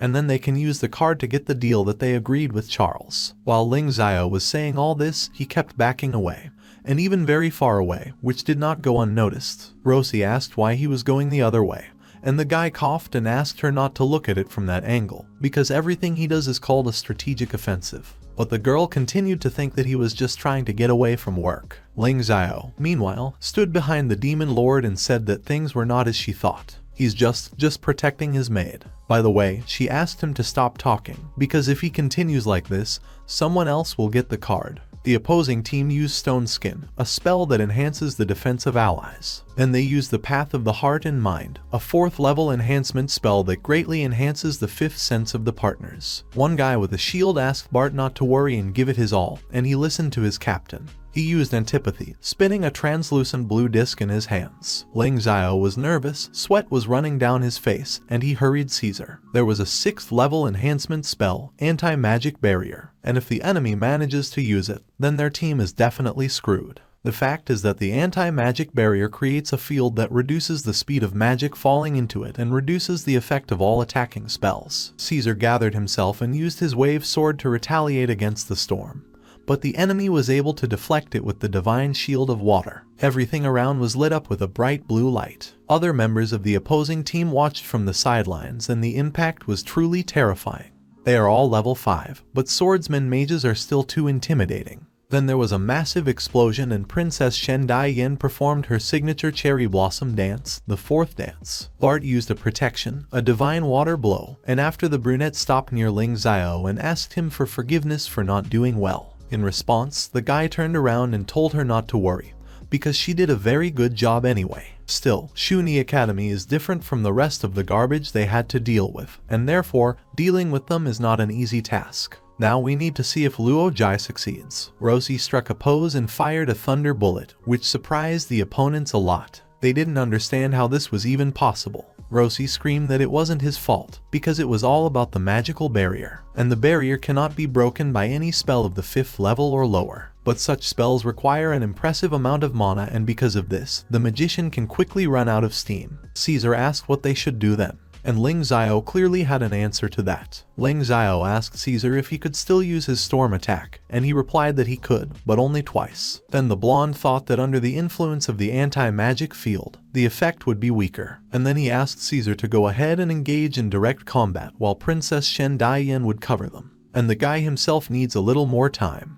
This didn't sit well with the team, but in the end the prince called her highness to do what they had to do. Meanwhile, Lingxiao told Rosie that her magic would not work on them, so she would protect herself and Allegra. But the girl also wants to be useful in this fight, to which the guy replied that she would help them a lot if she looked after the Allegro. And it worked on the girl in the end. Playtica thought that she did not need protection at all, especially from such an idiot. But there was nothing to do, because Rosie had already pressed her whole body against her and said that she would definitely protect her from any danger. When the fight began between Caesar and the enemy, he used the divine shield of water. At this time, the princess fought with swords with another guy. Then she approached Caesar and said indignantly that their defense nullifies any of their attacks. But the guy thought they were just a bunch of pathetic cowards, nothing more. Meanwhile, Lingxiao was conjuring something. He asked the snow fairies to hear his call, and Rosie explained to Allegra that he was going to do the double spell again. Then she asked the maid if she knew what the blonde would use, and she replied that she did not know. By the way, Rosie was still hugging her. Then Allegra asked the girl if she could help the guy, and she took it as a worry about him. The blonde just snorted. Is she worried about him? Of course not. The pink-haired girl didn't hesitate. She sees that Allegra wants her to protect the blonde. She must be honest with herself first and foremost, and then with others. The maid said that this was not true, and in general, she could not be so sure about it. Meanwhile, Lingxiao used the crystal white snowflake, burning frost driving ice mist, and asked to remove the seal. The captain of the opposing team realized that something was wrong. Mana density is noticeably increased. Bart yelled to the captain to look to the side, and he saw the blonde. They realized that Lingxiao was casting a double spell, but they didn't understand how this kid could do it at all. Isn't he just an imposter? The other guy told the captain that the guy was almost done with the spell and they had to stop him immediately. Princess Shen Daiyan and her Zakupa dance entered the business. The captain ordered his guys to cover his back and asked a certain Bati if he was holding on. He replied that he was alright, and then the captain asked him to help. He must stop the double spell of that bastard. Bati said that he would do everything and used bullish wildness, but then Caesar attacked him and told him not to think that he could defeat him with something like that. The captain threw the prince aside, just like a bug, and Caesar flew back, but then he used a hurricane and attacked back with a yellow arrow. Did you want to die? Did this captain think he could protect himself from this blow? Caesar's sword completely destroyed the captain's shield, shocking his crew. Shen Daiyan, who was standing behind them, said that they should not be distracted on the battlefield, and struck them down with a cherry blossom dance. Meanwhile, the captain noticed that Lingxiao had almost finished with the double spell while he himself was fighting with Caesar, who was already barely on his feet. He realized that he could not block this blow, and in the end, the captain threw an axe at him, shouting that he should die. The axe flew towards Lingxiao and his entire team suddenly called out to him. The brunette tried to catch him, but in the end she didn't get it and the axe flew even further. All they had to do was yell at him to be careful. Rosie asked Allegra what they should do if Shen Daiyan didn't catch the axe. As a result, Allegra did not wait for anyone and she herself ran towards the guy, pushed him away, and the axe swept past him and crashed into a tree. Everyone exhaled with great relief, and Lingxiao was able to finish his spell. The captain of the opposing team swore savagely. He couldn't even move, and Rosie couldn't believe they had beaten those idiots after all. It was so great, and what would they do without Lingxiao? The guy himself gave her a thumbs up, and then turned to the demon lord and asked why she kicked him, and she replied that he deserved it. But the guy is stupid. He realized that she wanted to save him, which took her by surprise. It's strange, because before she tried to kill him, but this time she decided to save him. The blonde told him not to even dream. She just thinks it's better to take his life after their contract ends. Lingxiao snorted and said that even if she didn't decide to help him, he would have easily dodged the axe himself, and he would definitely have finished the double spell. But otherwise, she is of course very strong and she can even turn into an ale-eyed black cat and beat the guy with one blow. But as expected, it is impossible to wait for any praise from Allegra. The blonde suddenly called Rosie and Prince Caesar and asked them to quickly help him find one thing. Then the guys examined the frozen enemies, saying something and the name. At this time, in the camp on the island of despair, a white-haired girl was sitting on the ground and was tearing grass. Then she got up and with a huge backpack on her back, she finally breathed a sigh of relief. She is right there. At this time in the camp, adults looked at a large ice rock, where they showed the scores of the teams. Shuini Academy has already achieved 51 points. It seems like Wai Bulong from Shuini Academy is very strong. His shield is made from a winter crystal, and its durability is simply incredible. Combined with his defensive skill, no one on this island would be able to break through him, and it looks like Shuini Academy will win. Then Jennifer approached everyone else and with mock surprise said that Lulan Academy was able to make it to the top 3. It certainly wasn't easy for them. Momu, next to Wu Zai, was unhappy that that old hag had returned and spoiled everyone's mood with his behavior. She quickly returned back, which was a surprise. As a result, it was announced that Lulan Academy and Shuni were fighting together, and no one could understand how their glasses could cross on the pole. Jennifer told them not to worry because she would send people to pick up Wu Zai's disciples as quickly as possible. Momu furiously asked the woman what she wanted to say.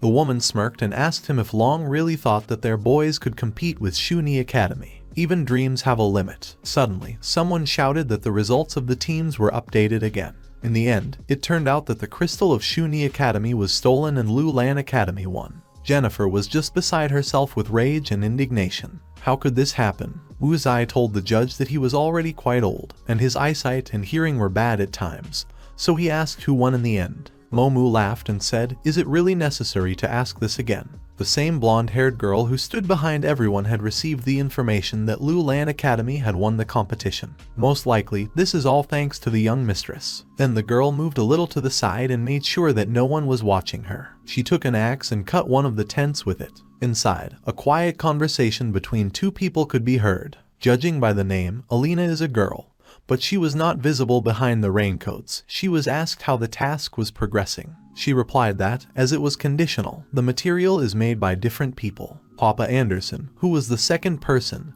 asked how much more time she would need. And then the hooded man replied that these half-demons needed 3 days to complete, so Dad had nothing to worry about. Then Dad asked what was up with that strange maid from Lulan Academy, and the person reported that her name is Allegra. Her background and skills are unknown. She looks good, has large breasts, silver hair and red eyes. After Dad heard the latter, he jumped up from his chair and said that it was no wonder they won the competition. This is because this maid is definitely not a person. The blood of a higher demon clearly flows in her. The girl outside the tent covered her mouth with her hand in shock. The man in the cloak asked the bishop what they should do now, and he replied that the maid was not their goal. The main problem was and will be Suyer. She said that she was going to visit the church in the kingdom of Hainer this evening, and Alina could not stop her. The bishop didn't understand why this witch couldn't just sit quietly in her place and not bother anyone. Then you need to bring her everything she wants there, and only then they can. Lingxiao held the crystal in his hand and rejoiced that they were able to collect as many as 104 points. And while he was jubilant over their victory, Caesar was looking at a map that appeared to be correct. So Charles didn't deceive them. Lin said that Mr. Charles went through a lot of difficulties to organize this fight. They obviously won't use a fake to fool them. Caesar glared at the blonde, which made him very nervous. And why is he looking like that? Have you fallen in love? The prince pressed on his shoulders so that the guy sank to the ground and asked if he was tired, if he was hungry. He has some snack food with him. Lingxiao took this as a harassment and began to stutter and convulsively say that he was straight. And even if it were not so, he would still choose nice little Charles and not Caesar. He didn't understand what the blonde was talking about. Had the side effect of the double spell affected him that much? Then Lingxiao suddenly remembered him. He's actually a little tired. His head is just spinning. Then the guy lay down on Allegra's shoulder, which she didn't particularly like, as always. Princess Shendai also approached him and asked if he was alright. He does not have to force himself to get sick, they can all relax a bit. The boy stood up from the demon lord's shoulder and asked Her Highness not to worry about him. They should move out soon, because if the other team swoops in, then they may not be able to resist the enemies. And Caesar even agreed with this statement, but the brunette stood her ground. Lingxiao is in a pretty bad condition and without him, they might not survive another battle. And then the team moved forward towards their goal. However, they did not know that they were being followed and followed. Alina in a hood. After a while, when the bright moon illuminated the sky, the team sat in front of the fire and tried to warm themselves from the coolness of the night. They all clung to each other in search of warmth, but Rosie suddenly got up from her seat while everyone was sleeping, and went somewhere in the other direction. She hoped very much that no one would notice her missing. She just needed to relieve her natural needs. She would never have thought that the lady of the Kayerde family would do this in the wild. But anyway, there were no toilets, so she simply had no other choice. After a couple of minutes, having finished all her affairs, the girl experienced an unrealistic relief. But in the next moment it was replaced by fear. An arrow flew in her direction at great speed and flew past, and the stone on her index finger caught fire in bright yellow. She was in a kind of dome which protected her from arrows. The enemies were clearly unhappy that this girl was able to block their blows. They fucked up big. Nearby, Rosie noticed people in raincoats and masks. One blue-haired girl with ponytails told Rosie that she really was able to set the navigator to protect against long-range attacks. It looks like they underestimated her. The other girl who was standing next to the first one, Loli, told her that it was not the pink-haired one who had created such a spell. Zyla asked Zaiwai's sister, who else could it be then? After all, there is not a living soul in the vicinity. Was it the ring on her finger? Couldn't the Kayerde family have let their offspring go without any magic tricks? All those rich kids. Rosie screamed and asked who they were, and Zaiwai said that they completely forgot to introduce themselves. She is the captain of the Haitu Academy, Sibei, and Rosie shouldn't be afraid of them. She just has to give them the crystal,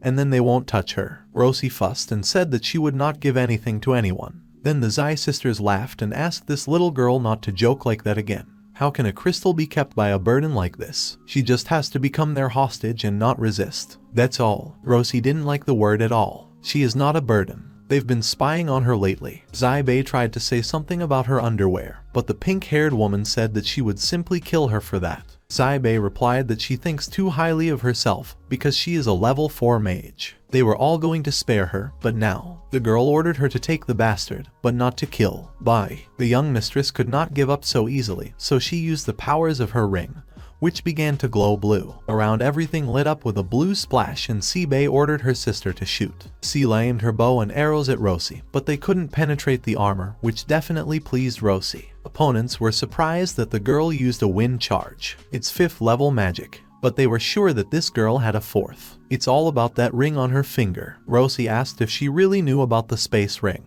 Dimensional ring. This is a magical device created by the highest ranking magicians that creates an inventory that allows you to store far more items than could fit in such a small item. And all this time they were magical scrolls. So that's what rich people really are. Zaibei asked the girl if she thinks she can do whatever she wants just because she is very rich. Roshi spread her hands to the side and said yes, the rich can get whatever they want. And she doesn't understand. Sela asked her sister what to do now, and she told her to cover for her. Even with this pile of magical scrolls, Rosie's stats are still too low. The pink-haired girl said that it was useless for them to come up with any new plans. They just have to die by now. What are they all capable of? The twin sisters were amazed at how many of these magical scrolls the girl had. She's just throwing money away. Luozi attacked them with lightning so they could taste it. But she didn't even hit Zaibei, who just smirked. The pink-haired woman didn't understand how it happened. And then Seibei shouted to Sela to shoot again. Sela pointed her bow at Roshi and fired an arrow with chain lightning, but it crashed into a tree. Suddenly, Caesar appeared and asked Luozi why she didn't call him for help. She did not expect that anyone would come to her, especially Caesar. While the sisters moaned on the sidelines, she looked at only one guy. It was as if the whole world had been reduced to one person. Sela took advantage of the hitch and fired an arrow again, but the blonde easily deflected it with his sword. From this, Zaibei, who did not stand in his way, fell next to the tree. Soon the rest of the team joined in as well. Lingxiao expected Caesar to be lightning fast, but Allegra, who was standing a little behind, with her hands folded on her chest, asked with displeasure why all this useless flattery was needed. Meanwhile, Roshi tried to say something to Caesar, but suddenly tripped and fell. She began to grunt that she twisted her leg, and the prince had no choice but to exhale dejectedly and lift the girl in his arms. He told her that the next time she was in danger, she should remember to call for help. She must not lose her head. Now he was on time, but if this happens again, he may not be in time. The girl only thanked him embarrassedly. When Caesar walked past Lingxiao with Luozi in his arms, he unexpectedly congratulated him. The prince started up, but did not answer. But Princess Shen Daiyin breathed a sigh of relief because they were both alive and well. Caesar said that Roshi was injured and he would take her away, and the princess and Lingxiao must take the crystal of Heido Academy. As they were leaving, the pink-haired woman looked over her shoulder and stuck out her tongue at the brunette, but she just turned away. What childishness. Meanwhile, Lingxiao told the demon lord that the enemies had been ambushing others for the past few days, but they only got 60 points. It's so sad. The blonde answered with displeasure, as always in other things, that naturally, only he himself could pull this off. And the guy did not deny, because her owner is just a genius in magic. Shen Daiyin was watching their skirmish, and she sadly thought that she was the only one who was out of her mind. Later, the team again sat in trees near the fire. Roshi was covered with a blanket next to Caesar, Lingxiao was leaning on the sovereign, and only Princess Shen was sitting alone. She had two sad eyes. She could not look at these couple and just got up from her seat. Her actions did not go unnoticed by Lingxiao. He opened one eye and then closed it again, as expected of a princess. The next morning, Roshi was reclining on a tree and said in her sleep that it hurt, and asked Caesar to be a little more careful with her. Then she suddenly woke up and was surprised that it was already morning. She jumped to her feet and noticed that Lingxiao and Shen Daiyin were not there. Caesar yawned, stretched, and said that most likely the two were just patrolling, but he would still go and look for them. The demon lord opened his eyes and realized that there was no one around, and after a while, Caesar returned and said that they were not around. Allegra turned her head to the right and noticed a crystal next to her. Looks like something happened and they left the crystal and the map behind. Roshi was outraged. The two left without saying anything. What will they do then? But Allegra was perplexed because of something else. For some reason, the contract did not work. Then she looked down and noticed a strange glowing stone in her chest. She cursed at Lingxiao and realized that the guy apparently planned to leave early in the morning, so he prepared the crystal in advance. But then she was distracted by Rosie calling her, who said that Caesar asked them to look for the treasury, so why is she just standing there? Had her mind gone after Lingxiao? The blonde replied that it was not so and turned in the other direction. Rosie told her not to worry, because even if Lingxiao was not here, they would protect her. At this time, Prince Charles was standing in the forest among the bodies lying on the ground. His receiver ran up to him and began to disturb him. He said that His Highness fell asleep again, and the blonde replied that he was fine. He has already rested, so they can continue their business. Suddenly, the blue-haired one suspected something and asked who was there when an arrow was flying in their direction. She hit right in the tree, and the guy told the prince that it must be the wind. Charles told Diaval that he was too serious, and then suddenly Princess Shen Daiyin crept up from behind Charles and whispered a shadow murder in his ear. The prince abruptly turned back and the girl, whose face was hidden behind a scarf, quit. Is it really all going to end? She just cut off his head with her sword. Charles, the real Prince Charles, stood behind her and replied that of course everything was wrong. The brunette did not live like this. In the end, his guards and a girl stood in the clearing, and what she killed was just a fake. Charles said that it was too ruthless and if it was really him, but it would be very unpleasant. It was so tiring for him to pretend every night. Finally, he waited for this moment. Since Charles couldn't see the whole face because of the rag, he asked if she was from Shen Yuji by any chance. Her eyes betray her, and if she wants to kill him, then she will have to try very hard. And then the prince ordered his guards to catch the brunette. It doesn't matter if she is alive or dead. The main thing is not to let her escape. Shen Daiyin summoned the roar of the moon, the dance of the butterfly and the fluttering flower, and Diavalu asked if she really thought that all this would stop him. He stamped his foot, but then he could not understand how the girl was behind him, and even not visible. She used a shadow kill and a thrust directly to the heart, but the blue-haired one was able to resist. He considered all this stupid and weak tricks, nothing more. Other guards were surprised at the girl's attack. She simply disappeared from under their hands. Diavalu ordered them to focus on intercepting her attacks because she is very fast and cannot be given a chance to elude them. The brunette used a shadow flash, and Disha ordered all of his people to be very careful and block the girl. Shen Daiyin was behind him again, and then the guy realized that he was her target all this time. Does she really think she can finish him off like that? She is so naive. These two are fighting for life and death. Prince Charles stood on the sidelines and asked if this was all that a person from Shen Yuji was capable of. He used a reinforced magic shield and the power of lightning, which surprised the brunette very much, and then she was simply thrown away. She fell into a trap, and unfortunately, she realized it too late. Behind this booth, a group of teachers appeared, and Prince Charles asked their forgiveness for burdening them. They replied that it was nothing to worry about, because all this was due to the plan of His Highness. The prince replied that maybe the personal light field was just 6th level magic, but even 7th level knights couldn't always endure it. They will definitely catch that girl when she does lose consciousness. The brunette held on to the last of her strength, and one of the teachers ordered to catch her. She asked if they were trying to knock her out with some kind of lightning. How naive of them. Prince Charles called out to his soldiers that she was still conscious, so everyone had to be very careful. The teachers started using their shields and Diavalu asked His Highness if they should help them, and he replied that they should leave it to the teachers and protect him. Then Charles suddenly asked the girl what her name was, because her plan had already failed and she had nowhere to run. Only death awaits her, but if she suddenly agrees to cooperate, then he can save her life. He knows that people from Shen Yuji are obligated to commit suicide if their plan fails. She must be worried about being eliminated so easily if she suddenly betrays her company. But she shouldn't worry, because he has a plan for that. Shen Daiyin, meanwhile, tied her hair into a high ponytail and knelt in front of the prince. What other idea did he have? And the guy voiced that if she worked for him, then he would pay her well and she would be completely safe. Speaking of Shen Yuji, her plan was leaked and the assassination attempt thwarted. There might be spies in Shen Yuji. What does she think? The princess replied that this was a very good plan, and the prince immediately caught fire. He will keep his promise, because she is so young.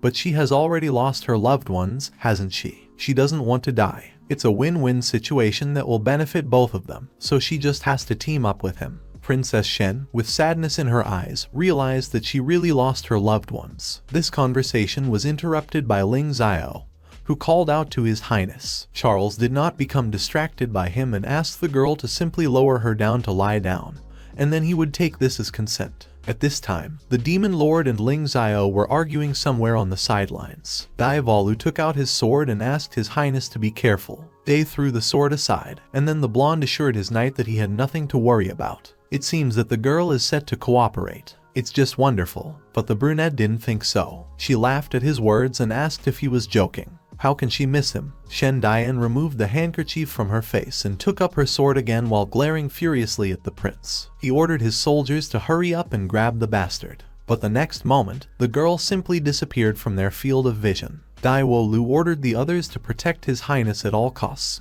while Shen Dian used Shadow Flare. A fireball rushed at them from above and they began to use either a light barrier, or a supreme magic shield, or a wind sphere. From above, it all seemed so beautiful and colorful, but the princess had no time to look at it all. We need to finally finish off this prince. People in raincoats were thrown one after another in different directions, and the girl's eyes gradually turned completely black. Prince Charles is not going anywhere just like that. When the prince seemed to be preparing for his death, Diavalu abruptly shielded him. He caught the arrow and told His Highness that he would cover him, and he should just run. But the blonde suddenly stopped him by the hand and said that he had no reason to run away. It's just that the opponent is already at the limit of her strength. She can barely stand on her feet.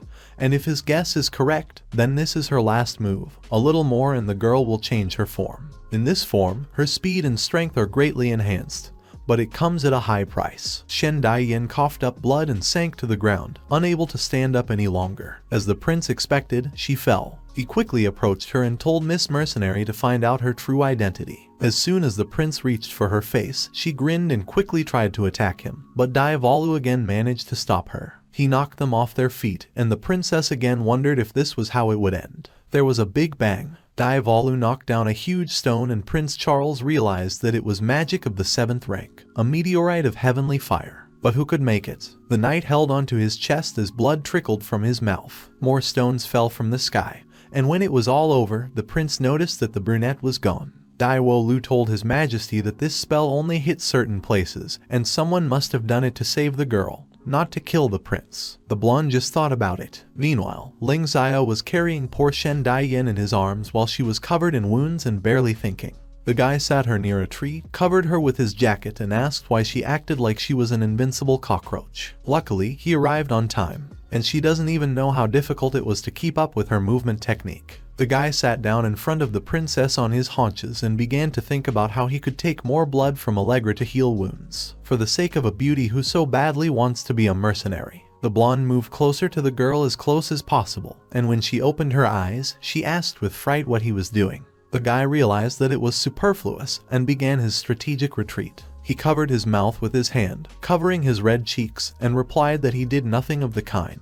The brunette turned to him and simply thanked him for saving her. Her clothes were torn, but Lingxiao said that she could take it. Art friends needed to help them out. The girl started up and the blonde asked what happened. Do her wounds really hurt that much? He can give some more blood. Shen Dian took his face in her hands and just kissed him. Lingxiao definitely did not expect such a turn and stood with his eyes open, not knowing what to do. When Princess Shen Dian pulled away, she asked the blonde if he liked it. Lingxiao's cheeks burned like tomatoes. He began to stutter, and then he just fell on his ass and shouted that he did not like it. He saved her. So much love as payment should be enough for him. Or is that not enough for him? The guy was just in shock. He said he didn't save her at all, he just... Without letting him finish, the princess said that they had better get back to business. He was sleeping peacefully with his maid, so why did he even go after her and end up saving her? Lingxiao smiled and said that he didn't sleep at all. He followed her from the moment she left. The brunette just couldn't believe it. How did he know where Lona was going to go and what she wanted to do?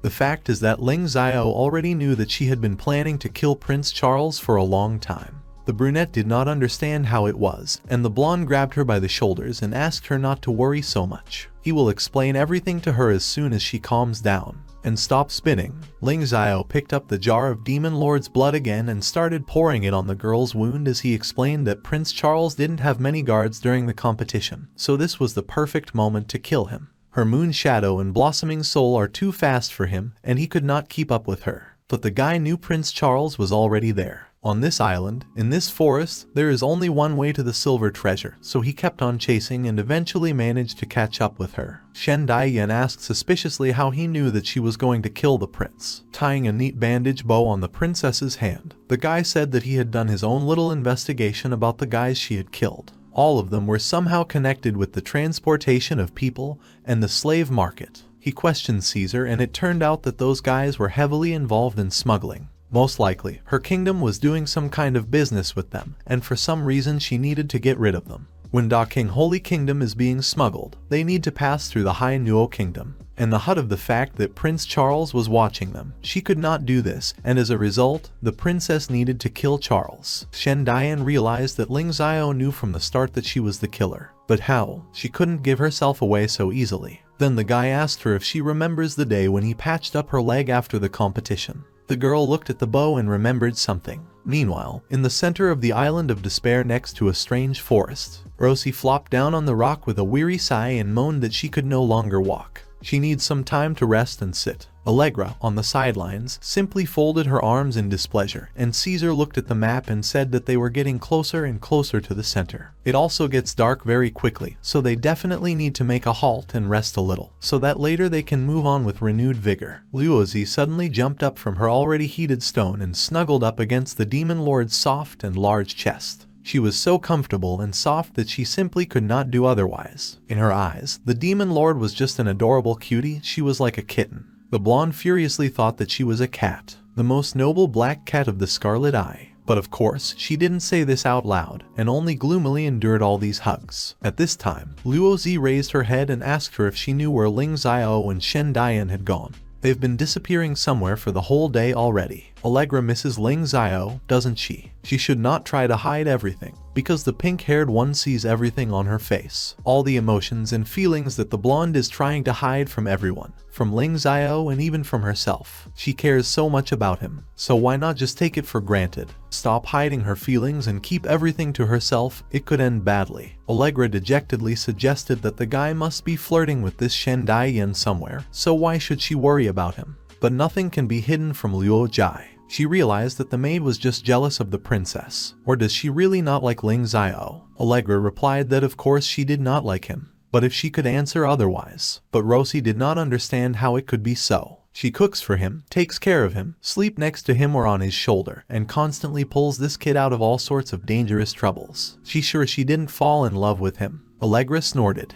Well, she didn't fall in love. Rosie kept stepping on the poor maid. She recalled that this time Allegra helped Lingxiao escape from Wai Bulong's axe, and then her instincts failed her. When Allegra tried to at least something to answer such pressure from the girl, Caesar stood between them and asked what they were talking about. They must hurry, because it seems that there is someone nearby, so they are tired of leaving here as soon as possible. Luozi suddenly told the prince that he had come at the wrong time, and he could not understand what he had done wrong. The demon lord stood aside and pondered over the words of the pink-haired woman. Her instincts. Meanwhile, on the island of despair, in the forest near the lake, Princess Shen Daiyan was dozing near the tree, covered with Lingxiao's clothes. She slowly opened her tired eyes and suddenly noticed that the guy himself was not around. She abruptly jumped to her feet and began to look out for his dishes and call by name, and soon the guy appeared nearby, while sharpening swords against each other, and asked Her Highness why she woke up. The girl asked where and why he had gone, because she had already managed to think to herself that he would not return for her. The blonde reassured the princess and said that he was just going after her swords. If the enemies found them, it would cause them a lot of unnecessary problems. The girl hesitated for a second, and then sharply snatched her swords from his hands and angrily asked what was in his head. She put one blade to his neck and said that he knew her secret. So why shouldn't she kill him right now? Although the guy was very nervous, even sweat was slowly trickling down his temple.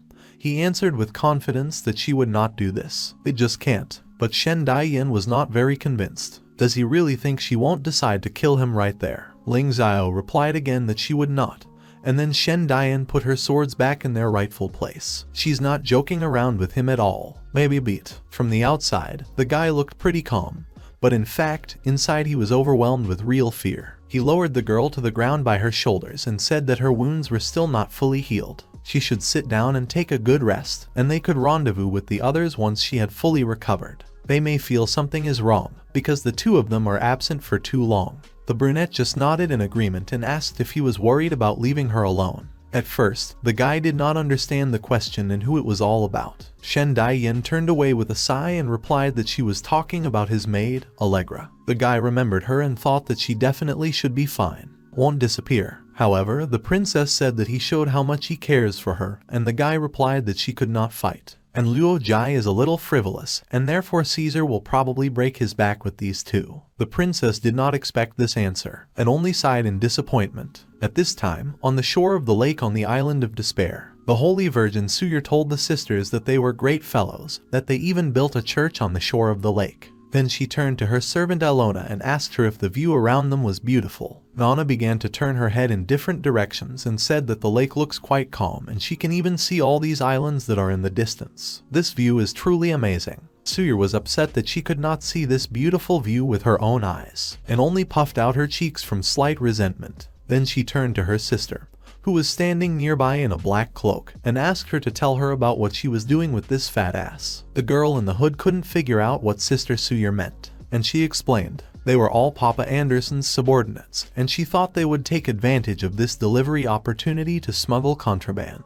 But for some reason she cannot find anything like that in the vicinity. The girl asked if she thought it would be surprising that she could find something like that here. Realizing that she would not achieve anything, Suyur decided to change the subject. Either way, she can't stop them, so she just has to tell her what they're up to. The girl asked her sister not to make such rash statements anymore. Maybe now they are weak and powerless, but their church will never allow to discredit the bright name of the goddess. The blue-haired girl put her hand to her forehead and said that it was all pretty depressing. Who even wants to listen? All this nonsense. Nana put her hand on Suyur's shoulder and asked her not to get angry. Otherwise, she will turn their anger against her. Suyur took the girl by the cheeks and asked why she was protecting them. Well, they have a couple of followers. Yes, if not for their mission. Poor Nana begged the master to be a little more gentle with her. And in the end, the Holy Virgin asked her to calm down in the end. Nana asked what was wrong in the end and she understood. Still, she would have found something here. Great plan. The crying girl did not understand what this strange Suyur was talking about. It's pretty late, so she'll take her back. Later, walking a little behind her sister,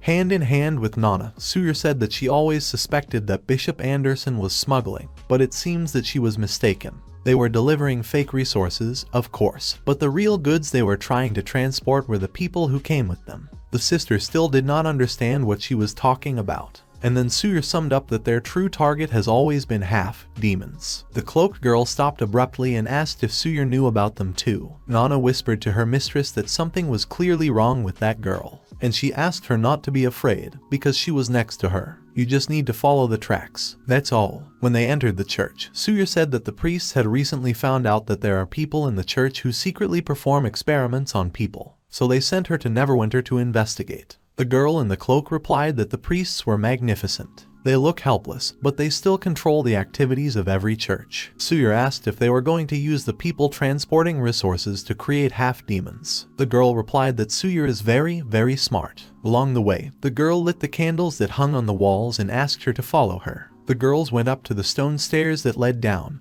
and poor Nana did not like all this. She grabbed her mistress with both hands, because she had a presentiment that something very bad was waiting for them down there.